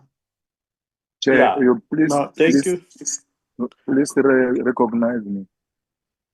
Yeah, thank you, Chair. We find ourselves fully agreeing with the ANC in this regard, Chair, because all the weaknesses that we agreed to call here, we agreed to call them on the basis of a testimony that was made by one person, that is General Nhlanhla Mkhwanazi. There is no evidence that was brought before this committee before we agreed on those names. So we had no evidence at hand except the testimony that was made by General Nhlanhla Mkhwanazi. So we can't give a special treatment to members of the parliament, to members of parliament. You can't do on the right what you can't do on the left to safeguard the integrity of this committee, because for a conflict of interest, you don't need evidence. If we agree as this committee that based on the criteria that we've been using on other witnesses before, we must also agree that Barnard must also appear, Honorable Barnard must also appear before this committee. And then that means there is a conflict of interest, because once you come in as a witness in a committee, you can also be part of a panel. So the criteria that we've been using, Chair, has not changed. The criteria that has been using is that we've been relying on the testimony that was made by General Nhlanhla Mkhwanazi. At first, we were relying on the media briefing that he made. Subsequently, today, we've relied partly on the testimony that he made before the commission. So there has been no evidence for any witness. There's no witness that we have evidence at hand that we used against to determine their credibility to come before this committee. So, Chair, we agree with the ANC that let us be consistent. Let's treat members of parliament equally with members of the public. We can't give a special treatment to members of parliament, and we still maintain our position that in this context, there was no reason and there was no intention, by the way, to raise the name of Honorable Barnard because they wanted to exclude her from the committee, because no one knew that this committee, at the time when Mkhwanazi was making a briefing, he didn't know that this committee will be in existence. So we can't reduce it by generalizing and making wrong perceptions. Our view, Chair, is that the DA, we fully align ourselves with the ANC. The DA must bring another name, and subsequently we agree with what the Chief Whip of the ANC has said, to say the process that the DA is suggesting, or Honorable Breitelbach, I think we do not agree with it, that we must first allow General Nhlanhla Mkhwanazi to give a testimony and make a determination. We'll make a determination based on what? Because the reason why we say Honorable Barnard must be excluded is because we want him to come before this committee and clear her name. Not because we are saying she is guilty. We are saying we want to afford her an opportunity, but secondly, we want to safeguard the interest and the integrity of this committee, because perceptions are everything, whether there is evidence or there is no evidence, but the integrity of this committee matters. Thank you very much. Honorable Malema. No, thanks, Chair. I think we need to agree that those who are calling for consistency are not consistent themselves. One, you can't say everybody who have been calling here have been mentioned in the Commission of Inquiry by Honorable Mkhwanazi. Matali was never mentioned by Mkhwanazi. Wishielo was never mentioned by Mkhwanazi. But what makes even matters worse is to create an impression that our terms of reference refer to anyone. If Mkhwanazi mentions your name, you are a person of interest to us. So anything Mkhwanazi says, even if it doesn't mean any wrongdoing, you must come to us. Yeah, we have lost you, Honorable Member. Can you hear me? Yes, we can hear you now. Yeah, so list of Mkhwanazi is not our terms of reference, because if that was the criteria, let's stop calling names and just go and ask for the list of everyone who was mentioned in the commission by Mkhwanazi, and then that person must be called before the committee. So it can't be correct that because you are mentioned, you are called, even when there's nothing that suggests you interfered with the justice system of our country. There's nothing wrong that suggests before us now that Honorable Kola Bernard must recuse yourself. And I want to emphasize the recusal is voluntary. If you guys are going to take a resolution that you must recuse yourself, you must know you took a decision to remove it from this committee. Then you'll have to tell us which powers do you have. In which rule are you referring to remove a member of a committee who was democratically elected by Parliament to come and serve? Thanks, Chair. Okay, thank you. Yeah, this is going to be a very difficult matter, honorable members, but I want to conclude this matter this way. Number one, all of us as honorable members, honorable members, we need to make a conscious decision. We are not in this parliament on our own account.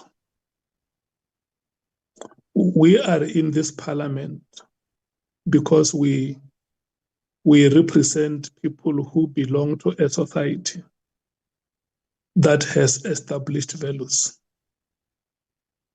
And that society, when it looks at us, we must be a mirror of the values that they embrace as society. The bar of leadership is set very, very high. And in leadership, in most cases, before the eyes of the ordinary people, leadership is not justified by law. Leadership is justified by morality. And the unfortunate part is that morality is never legislated. Where I come from, at my village, the people know me. If I'm a thief, or they perceive me as a criminal, even if I can go anywhere and tell them that I have not been charged, that is how they see me. But like I say, it's up to the conscience of an individual member. I can imagine one day, if I come before you, I chair your meeting, and then 10 minutes later, I say, I'm going to sit that side of the table. I must now give testimony before you as the ad hoc committee. This is a very, very serious matter, honorable members, and it will continue to be with us, especially on how people perceive us as their leaders and what kind of examples we want to set in society. I am going to conclude this matter by saying that it's fine. Let's wait for General Mkhwanazi to come and appear before us. And then in the event, in his presentation before this committee, and I will also plead with the DA that on the day that he will be coming to present, especially that Honorable Kola Bernard is an alternate member. Let's wait for him to appear before the committee. But that does not take away the fact that he has already made a statement about the member, and South Africans have heard that, they know what has been said. So in the event that a statement is made before us as the ad hoc committee, there should not be any further discussion about this matter. Of course, we will refer it to the office of the Speaker to say that we have a member here with us who has been appointed by Parliament to be a member of this ad hoc committee. General Mkhwanazi has appeared before us as an ad hoc committee that you appointed, and this is what he said about this member. And for the image of this institution in whose name we are doing work, and for the confidence and trust of the public in our ability to represent them, these are the recommendations that we were making to you as the Speaker and the National Assembly. I think for now, let's leave the matter at that, honorable members. And look, it's going to have a bearing on how we are going to conduct our business. I always remind you that South Africans are watching us. They want to understand if we deserve to lead them, if we deserve to represent them. So it is our choice that we make, the choice to lead, that makes us leaders. We don't become leaders because we have been appointed or we have been elected. We become leaders because we have made a choice to lead. And even the decisions that we take are the decisions that must say to South Africans that we have made the choice to lead. So let's leave the matter at this point. It will come, it will not go away. And then we will make that decision at the appropriate time. And I will also want to discourage you, honorable members, so that when certain decisions have to be taken, let's not come and use this matter of Kuala Banat to prevent certain decisions from happening. Because the ad hoc committee has to do its work and go back and report to Parliament. That's why some members are saying it's very important that we are very consistent with the manner in which we are taking decisions, and that is what makes us leaders. Some decisions are going to be very painful for us to take, but we have to take those decisions because we have chosen, or we want to choose, to be leaders. It's not an easy task. The bar is very high. Sometimes we are going to be conflicted, but the hopes and the aspirations of the people of this country must enjoy precedence over our own personal commitment. So we are going to move to the next item. I see there are persistent hands here of Honorable Souls and Honorable Sangon. Yes, I have a point of order to you, Chair. Okay, that is welcome. Why is it that with all the other decisions, the committee votes? With this one, you make the decision and then you say us. Furthermore, the terms of reference was mentioned on this issue. The objectives of the committee, in terms of our terms of reference, 3.1 says we are supposed to investigate the veracity, the extent, and the implications of allegations made by Lieutenant General Mkhwanazi. He's made an allegation. Ours is to investigate the veracity and the extent and the implications of those allegations.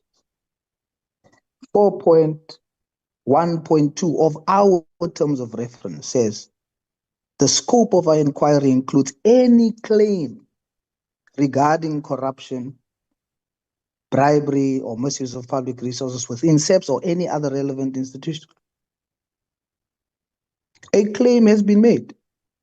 We have been formed to test such a claim. It's our terms of reference.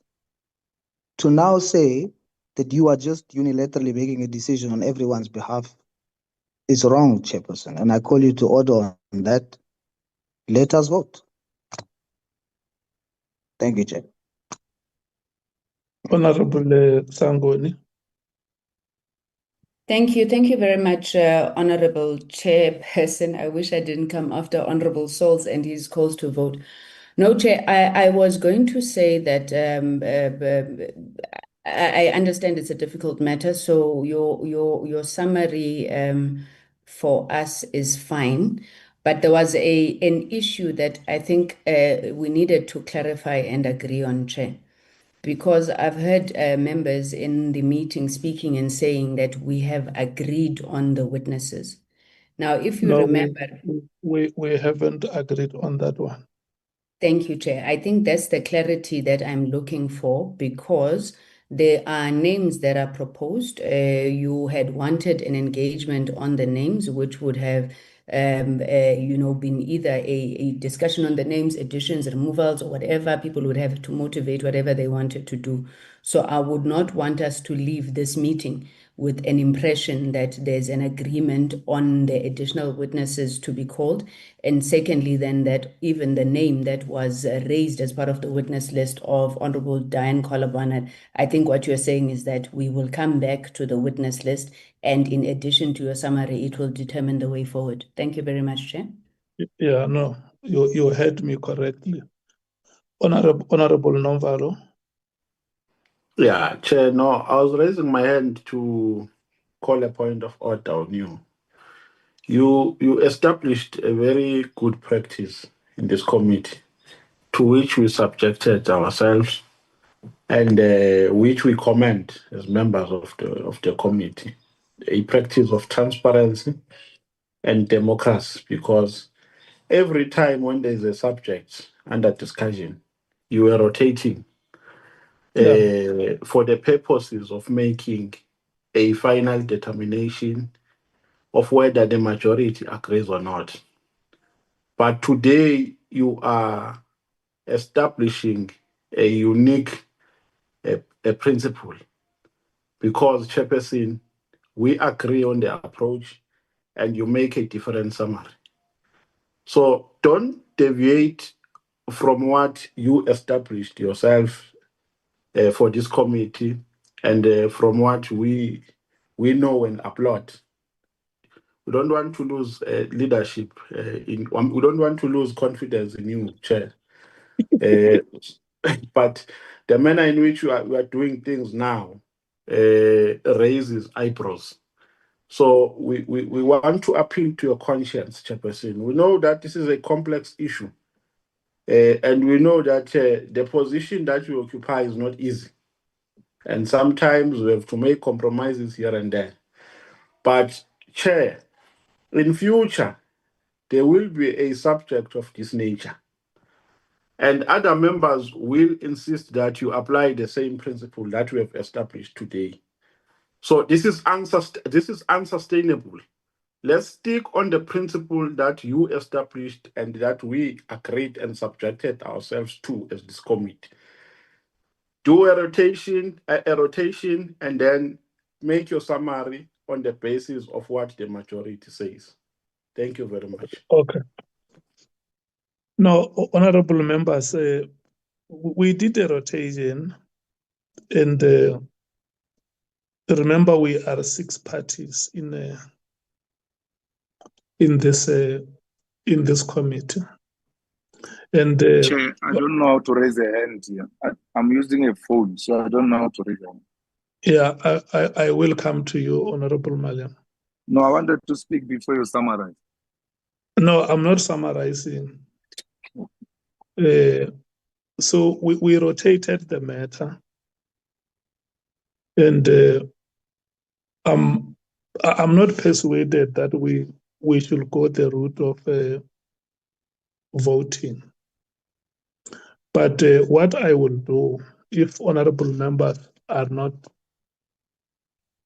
happy with the summary that I have given, because in the main, we're not supposed to be discussing the matter in the manner we are discussing it.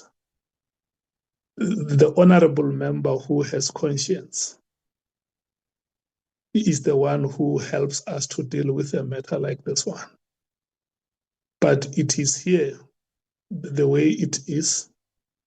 And you are right, Honorable Nombalo, that we go through rotation. But for sure, you know that you have listened this meeting today, that when we did the rotation, honorable members have not expressed have not expressed themselves eloquently on this matter. So I'm going to rotate again. So I give you 1 minute for all of you to gather your thoughts before we start the rotation. It's now 16:53.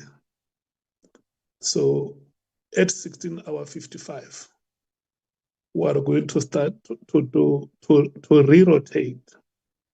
And I hope at that time, each of the parties will be ready to contribute significantly.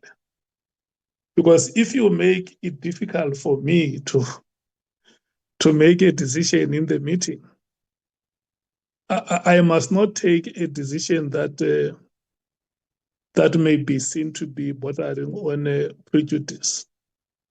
I want the meeting to express itself eloquently and say, we are an institution of parliament. We represent the people of South Africa. This is how they must see us. This is how they must know us. So take a breath, honorable members. I'm going to start the rotation very soon.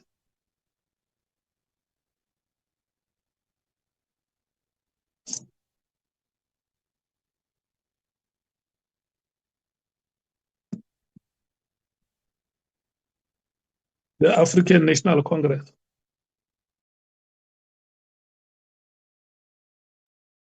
We're still breathing, Chair.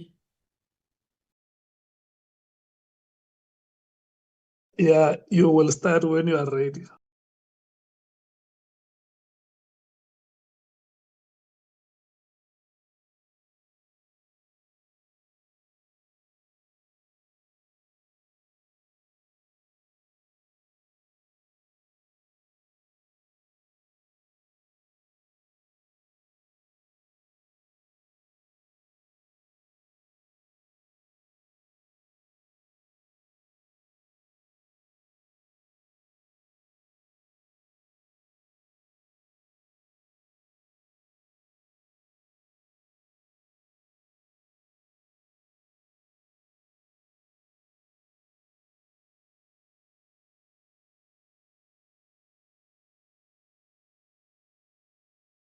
Chair, are we on?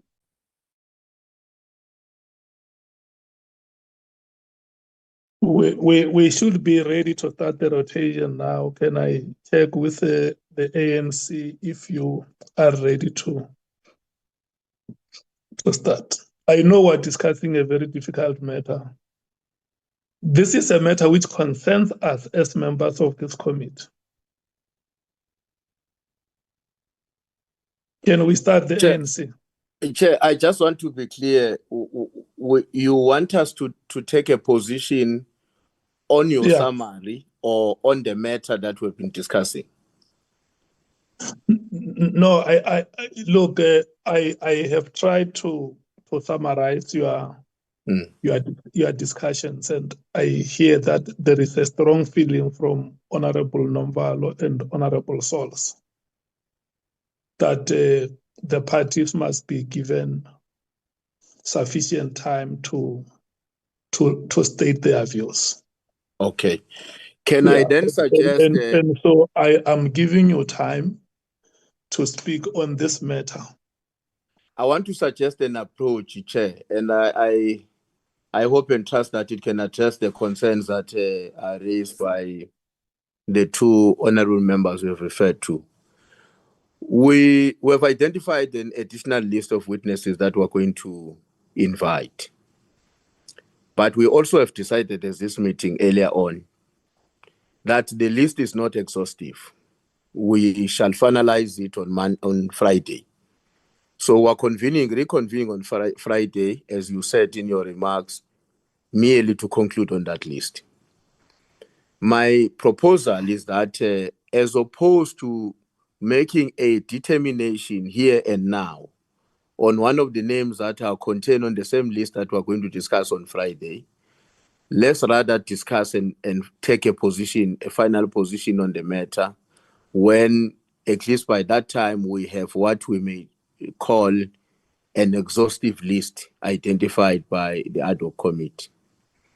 But in addition to that, because in this case we're dealing with the peculiar circumstances involving one of our colleagues, let's also write to the Speaker of the National Assembly and inform her that a matter like this has arisen.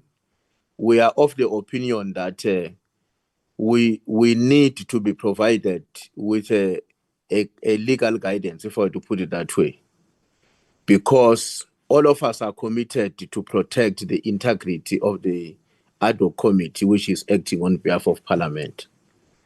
So the proposal I want to make is that let's not vote here now.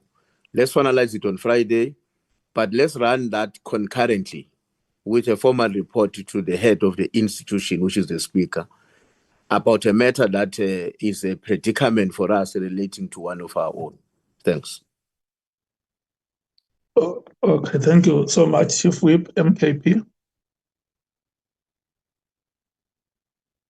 Thank you, Chair. I think the Chief Whip now is changing the initial stand, but we have agreed with the ANC on that matter, so I'm not sure, Chair, why now are we deviating? But if you say perhaps the decision will be made on Friday, it's okay. But what I'm saying is that we were saying that if it's possible, like we were doing in the past, I mean, you rotate, we will agree. If we don't agree, we don't agree, but it's fine for me for now, because Friday, maybe we'll agree on all these matters we are discussing here. Okay. Chair, just for your indulgence, Chair, for record, the ANC's position has not changed. We are just suggesting a process towards the conclusion. Okay. Yeah, and anyway, the process, we can do that process now, Deputy Chief Whip. You don't even have to go to the Speaker. We can do that process now. Yeah, we are members, here. We don't have to wait for the Speaker or to write a letter to the Speaker that one of our members is involved or is not necessarily involved. There's an allegation, against her. But if that's the feeling from the ANC, we are fine. But what we are saying from MK Party, we are saying there's no problem of you, Chair, of doing what you were doing previously. We can continue to doing that. But if you want to postpone it for Friday, so be it. So, Chief Whip, your suggestion is that we finalize this matter on Friday. Yes, that's my firm proposal, humble proposal, Chair. And then MKP, do you support or what is your... Okay, let me give you a chance to speak without channeling you on what you must say. There's Honorable Shongwe there who wants to speak, Chair. Thank you. Okay. Honorable Shongwe. Thank you, Chair. Sabona Shar. Amalunga onke. Now, Chair, I just wanted to on this one, Chair. I think this matter, it can be dealt with here and easily as you've been running the program. I don't understand, Chair, one thing is that if all of us as parties are given a chance to rotate and say, what do we go with? Why now should it change now, Chair? Because it's within your powers, it's within our powers, which we can agree to disagree on this matter. It doesn't need to go as far as to the speaker on something that we can, and that has been done in this committee, Chair. So I think maybe somebody will be exposed to vote with somebody with a certain party. Maybe that's the issue, or I don't know. But I suggest, Chair, let's put it in an easy way that you've been doing. Let's redo this thing of rotation and see if we don't agree, and we take it to the speaker. Okay. Okay, let me go back. ANC, what do you say on this matter? No, on a point of order, Chair. Chair? Order taken. On a point of order. Yes, the order is taken. Chairperson, let's continue with what you were doing. You gave the ANC chance. They said they agree with your summary. And in addition to that, we must go to the speaker and all of that. MK came and said, it doesn't agree. It wants us to continue the way we're continuing. So I thought you'll proceed like that and not go back to the ANC, because the ANC is going to get more chance speaking more than all of us. Yeah, you see, the problem, honorable members, is that each one of you wants me to do what you are saying. You know, I rotated this matter and you spoke, all of you. And I summarized it, you rejected my summary. In this meeting. No, Chair. No, not this meeting. You summarized, there were two people who disagreed with you. And then on the basis of that, you're saying the meeting has disagreed with you. You then came back to say, okay, because there is a contestation on my summary, let me rotate on my summary. I'm rotating. So let's rotate on your summary. Okay. Okay. Yeah, I'm starting from scratch. We restart the rotation. African National Congress.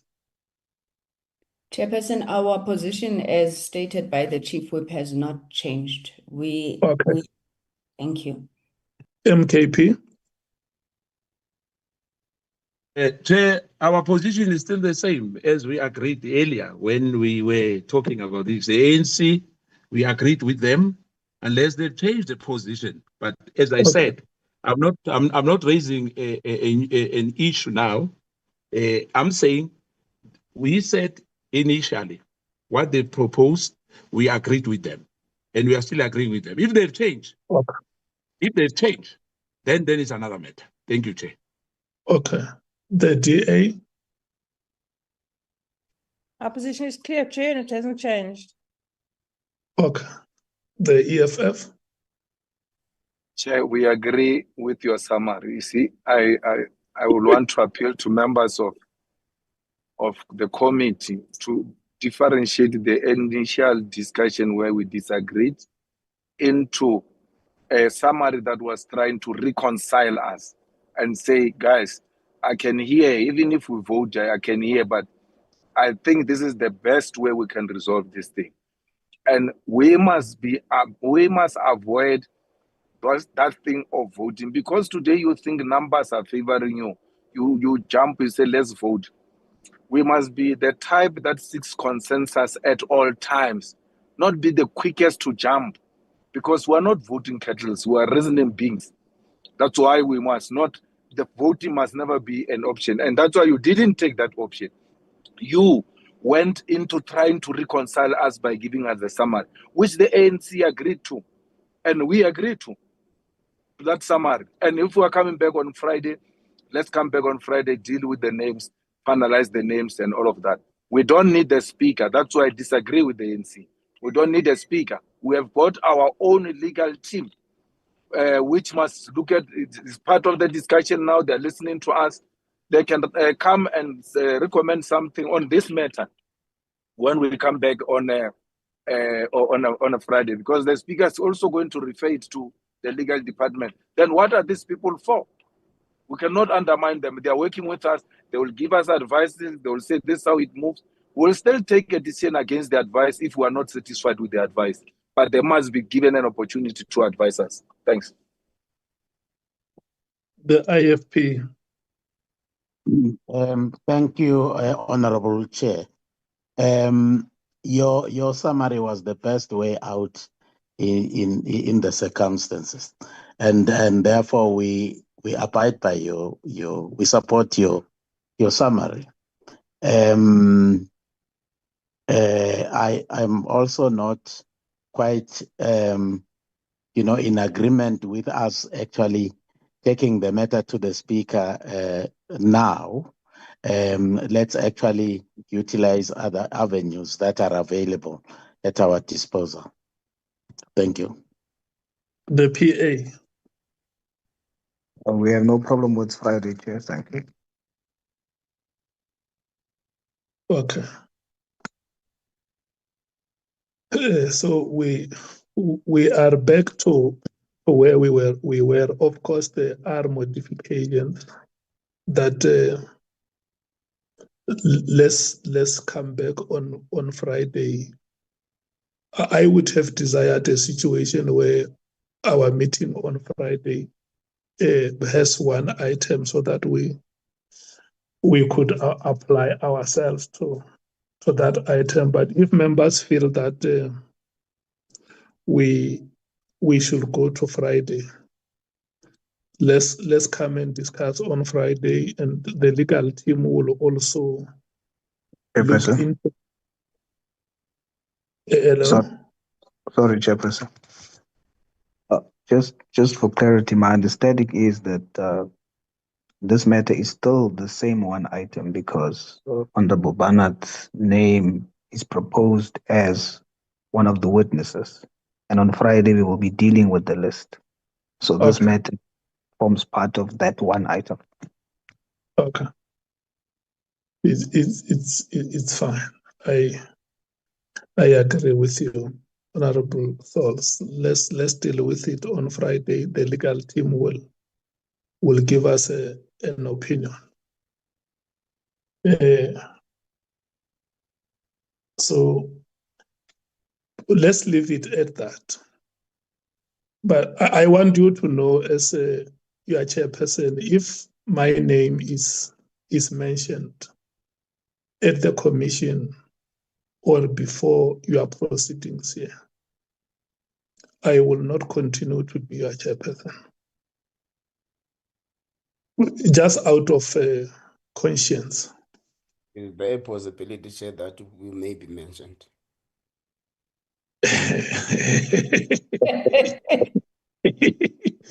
Okay, let's leave it at that. Let's move to the next item, which I must invite General Staban to brief, just a brief on security arrangements towards the proceedings.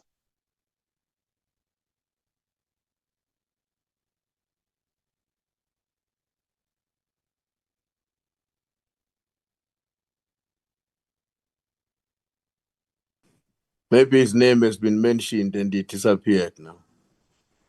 Okay, Yeah, I think it's part of the syndicate. Dr. Tudi, can we have somebody from ICT on how documents are going to be shared with members? Yes, Chair, I think Mr. Msichane is on the platform. Mr. Msichane, good afternoon and welcome. Good afternoon, Chair. Good afternoon, members of Parliament and all the colleagues. Just to say, in terms of the sharing of documents online, we've created a site for the committee. and we've done the initial training for the secretariat and some of the members of the legal team from Parliament.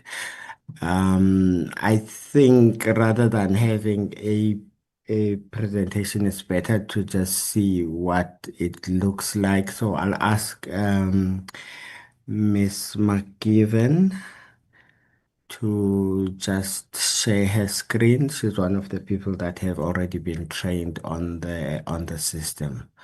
So how it's gonna work, it's really gonna be if you can just go to the site, you'll have to sign in.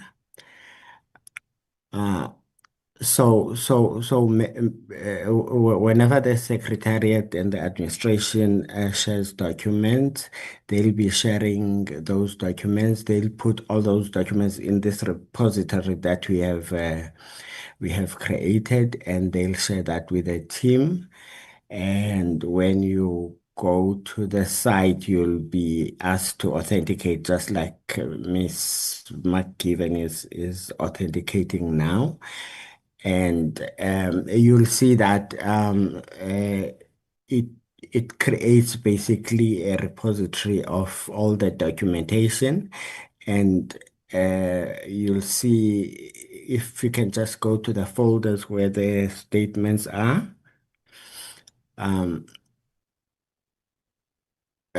All the statements, whenever they are ready, they'll be putting all the documents on the system under the statements, and they'll be sharing links with the committee, and the committee will be able to see all the documentation that is there. Currently, the folder is empty, but in general, it's not a difficult system to see, because you'll be able to just go into the system after logging in, and you'll be able to see all the documents that are From 2 o'clock available. online. Yes, you'll be able to see all the documents that are available. But what we will do is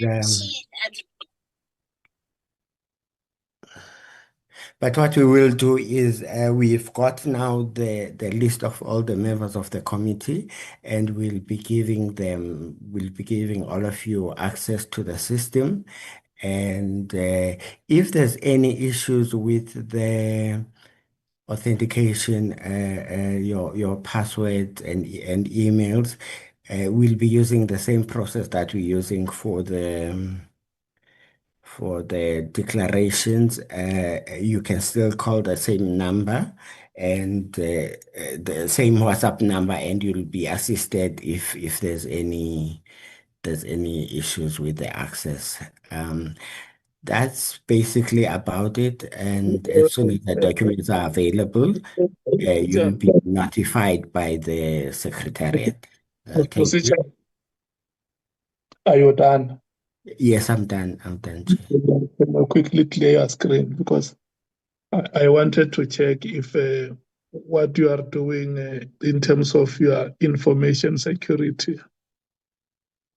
Because if you flight it here on the screen and there is a live feed,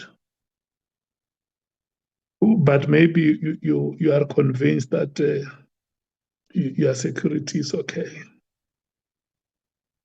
So yes. This facility is now in place.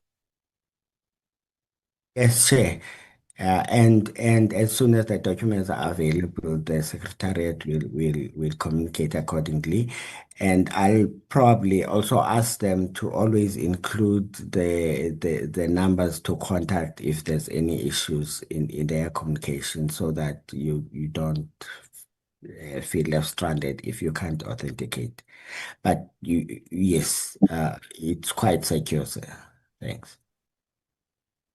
Okay. But it is something that is easy for members to use. Yes, it is very easy. Also, we will arrange that if members need assistance, please just contact the secretaries to say you need ICT assistance, and we'll gladly assist. Also, if you need some kind of training, but it's quite easy. Okay. Okay. Let me rotate the ANC.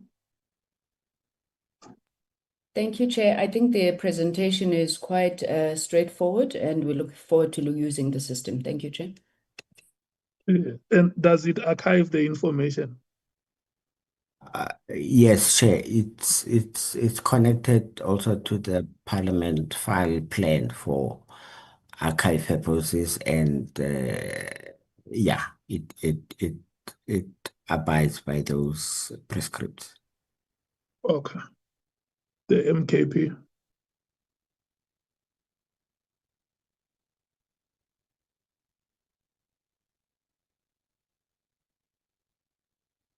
Honorable Nomvalo, Honorable Skosana, Honorable Chongwe. Okay, let me give it to Nomvalo. Thank you, Chair. No, Chair, we don't have an issue with the presentation. I think it's a straightforward presentation. We've just noted it. Okay. The DA, Honorable Bredenbach. Thank you, Chair. We've noted it. It's fine. Thank you. Okay. The EFF, Honorable Malema.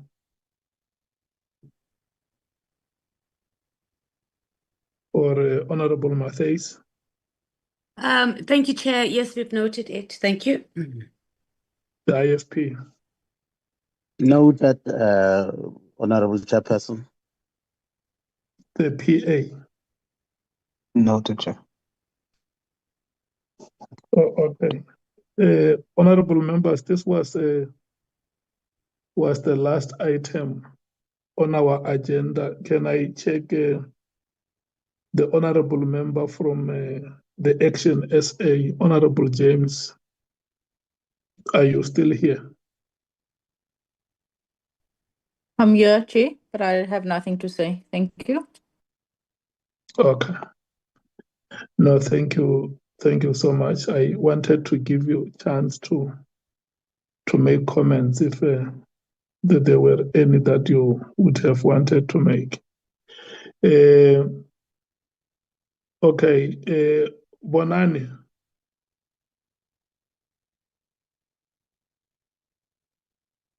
Yes, Chair. Where is that timetable? If we can fly the timetable on the screen. Okay.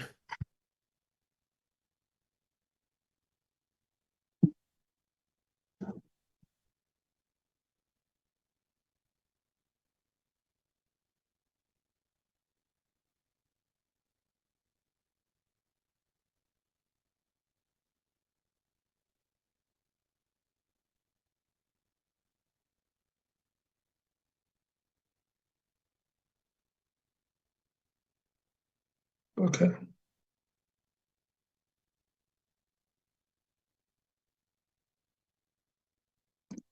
Senior counsel, do you want to speak to the timetable?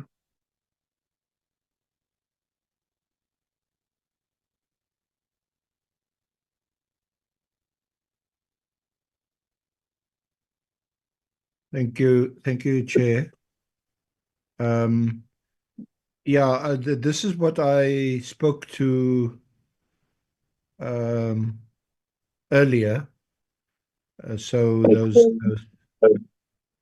those dates, names of witnesses, are now before you. Yeah. And we propose that we follow and adopt this timetable, subject to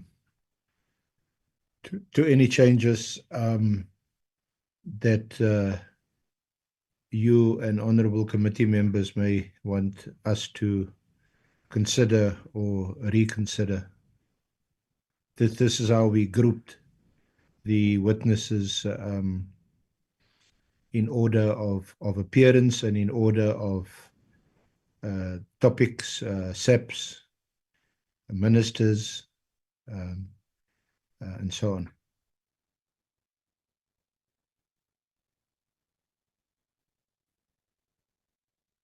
Thank you, Chair. If you, unless you want me to elaborate on any of, I think it's the timetable, it speaks for itself.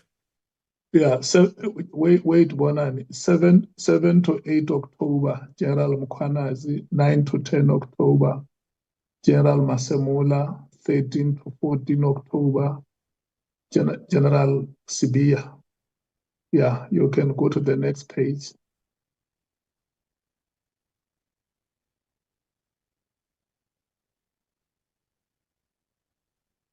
You can move Bonani. And then 15 October, it's a spillover preparation day. 16 to 17 is Minister Mkhunu. 20 October is a spillover. Yeah, let's move.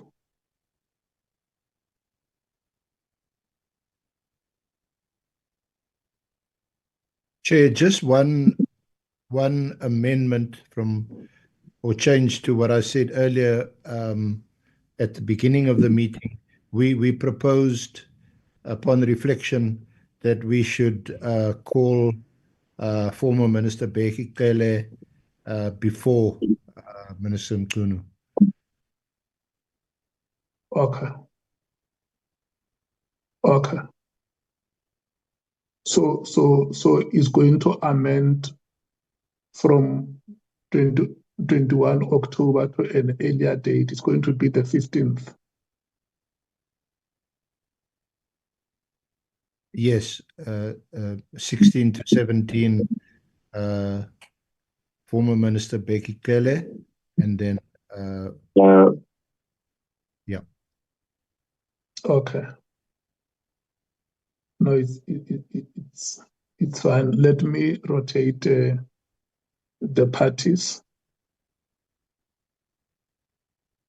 ANC. Chairperson, we take it that this is a proposals for the timelines and it's based on the witnesses that we had already agreed on. I don't think that there's any fundamental objections of any kind from us, but I, with your permission, if there's any other member of the ANC who would want to comment, perhaps that they can do so, but we don't have a problem with the timelines. Thank you, Chair. Okay.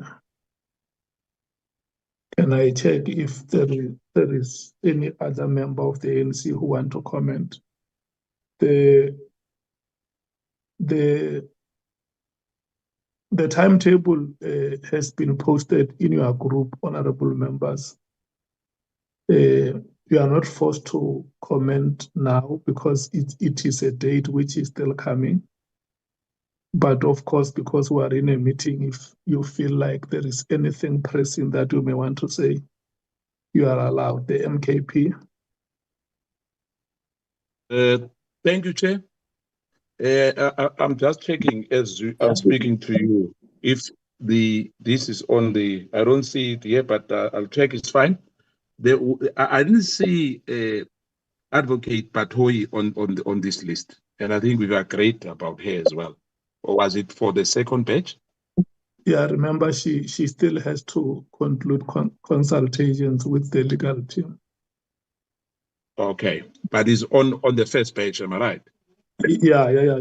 Once the consultations are concluded, this timetable is subject to update. Every time you take decisions, it will keep on being updated. Yeah, they've just sent it now, Chair. I've got it. Thank you, Chair. Okay. The DA. Thank you, Chair. I would again like to ask you what you propose we do about the Judicial Services Commission.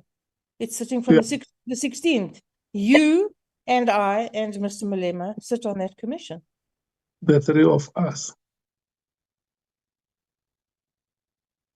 And the Okay. Chief Justice has written to me, as I'm sure she's written to you and Mr. Malema, saying that she would urge us to be there.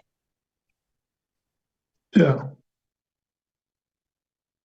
Okay. I hear your plea. The EFF. Chair, MK, I'm sorry about that. Okay, Honorable Noval. Yeah, there's one aspect that we've omitted. Well, our proposition, Chair, on the sequence is that based on what we have observed at a face value, because our investigation is about the allegations raised by General Nhlanhla Mkhwanazi. There are witnesses that are going to collaborate in terms of what they testify. So our view is that let's start with them before we call the Minister of Police, especially on issues that involve or implicate him, so that when he responds, we just deal with all issues that have been raised about him prior to his arrival to a meeting. I'm saying this, Chair, because I don't know if I've seen it precisely, but I did not see the name of Khumalo, Mr. Khumalo, on the first names that are supposed to come before Minister Mkhunu, to avoid the situation where we call Mr. Mkhunu and then call Khumalo after Mr. Mkhunu. When he arrives, he raises new issues about Mr. Mkhunu. And then the committee is now required to call Mr. Mkhunu again to come back to the committee. So I was saying that the sequence must be determined by what we have observed at a face value and on the basis of the allegations made by General Nhlanhla Mkhwanazi, who is the main base for the establishment of this committee. Yeah. No, you are raising a valid point. Unfortunately, this committee has never agreed on the name of General Khumalo. So let me persuade you to note the report. And when a decision is made on the name of General Khumalo, we can then decide where we locate him on the timetable. Is that proper?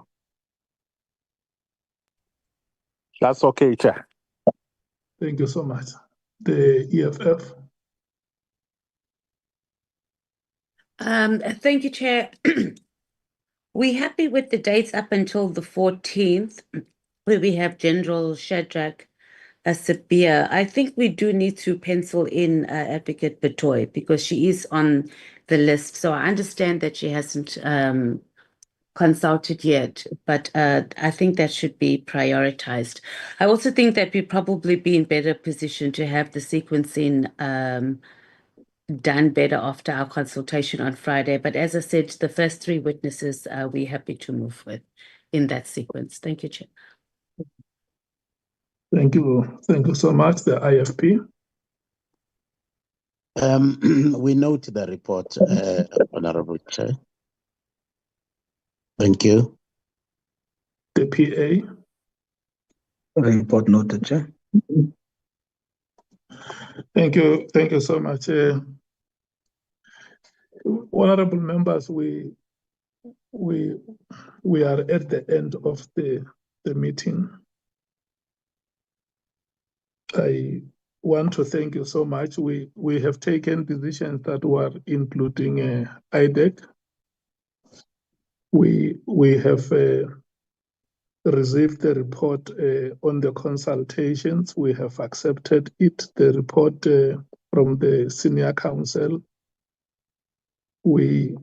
Part of it has been accepted. There are items that are still outstanding on the additions to the list, on whether we must invite an expert on crime intelligence and policing. at the appropriate time, we will decide on those matters. We have received a report here on the IGI and the intervention that have to be made between the office of the chairperson of the JSCI and the chair of chairs. We discussed the matter of members whose names are mentioned or may be mentioned in the commission or at the ad hoc committee. We agreed to defer that matter to the Friday meeting. We decided to decline the application by Rice Mkhwanazi to be part of the ad hoc committee. And then we received a report from the ICT on how information is going to be stored and shared with members.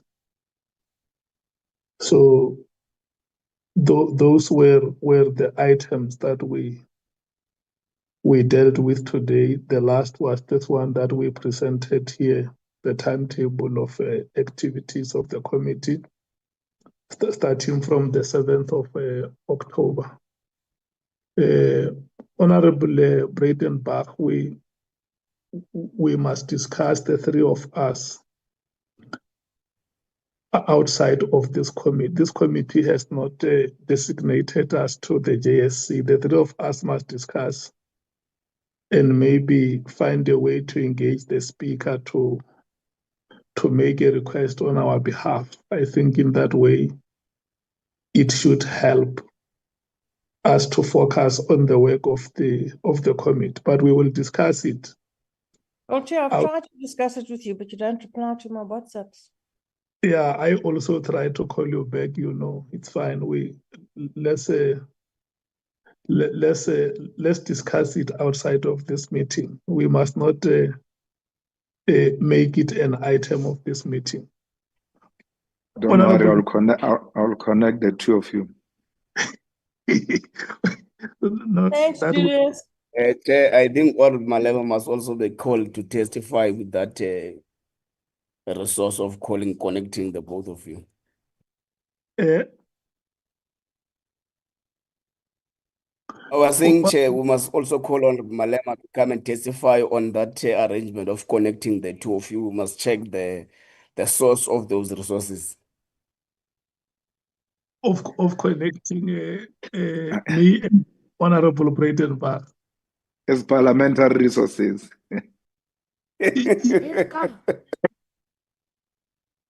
No, it's fine, honorable members. I want to take this opportunity to thank you. We had hello. Maybe before you close, I don't know if you're going to address the issue of the Friday meeting, whether it will be physical, virtual, and the time so that maybe members can plan properly. No, it can't be physical. We are going to meet virtually.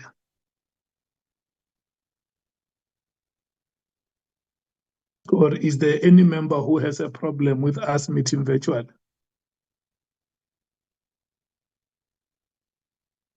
No, Chair, virtual is fine.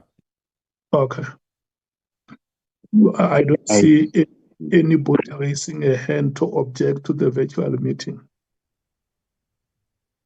Chair, can I just mention that because we've set aside Thursday and Friday to consult with General Mkhwanazi, that either we be excused from the committee, or that we be accommodated at a time that would be suitable for us.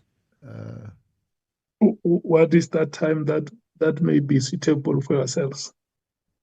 I think probably later in the afternoon on Friday, probably around 4 o'clock. Okay. I'm not sure. Yeah. I will discuss that with yourselves, and Thank you. We will look at what is best. Thank you, Chair. Yeah. Thank you so much. Honorable members, let me take this opportunity and thank you. It has not been an easy meeting. The meeting has been very long, and some of the issues that we discussed here were very contentious. But at the end of the meeting, we are one ad hoc committee, and let's continue to commit ourselves to the work of the committee and make this committee to work. Ourselves here in this committee, we are not witnesses, and we should not spend a lot of time between ourselves. We must spend time working towards getting witnesses to come and appear before us. I want to thank you so much, honorable members individually, and also thank the senior council and Andile, the team, Dr. Thuli, Bonani, and many others that you work with, my PA from the Joint Standing Committee on Financial Management of Parliament, and your two colleagues, Lerato and Maria, Senior Counsel. We want to thank you so much. We thank you, Msichana, for the presentation that you made before this committee. We are now delighted to know that you are doing your best to have a repository that will store all the documents and whatever information that will be relevant for this committee. We live in an era of science and innovation, and I think this is something very, very good that you are doing. These are enablers that make our job to be very, very easy. We want to thank you so much. Honorable members, the meeting stands adjourned. We will meet on Friday afternoon. Thank you so much. Long live the chair. Thank you. Thank you, Chair. Long live the EFF. Thank you so much. Recording stopped. Long live the MK party. Long live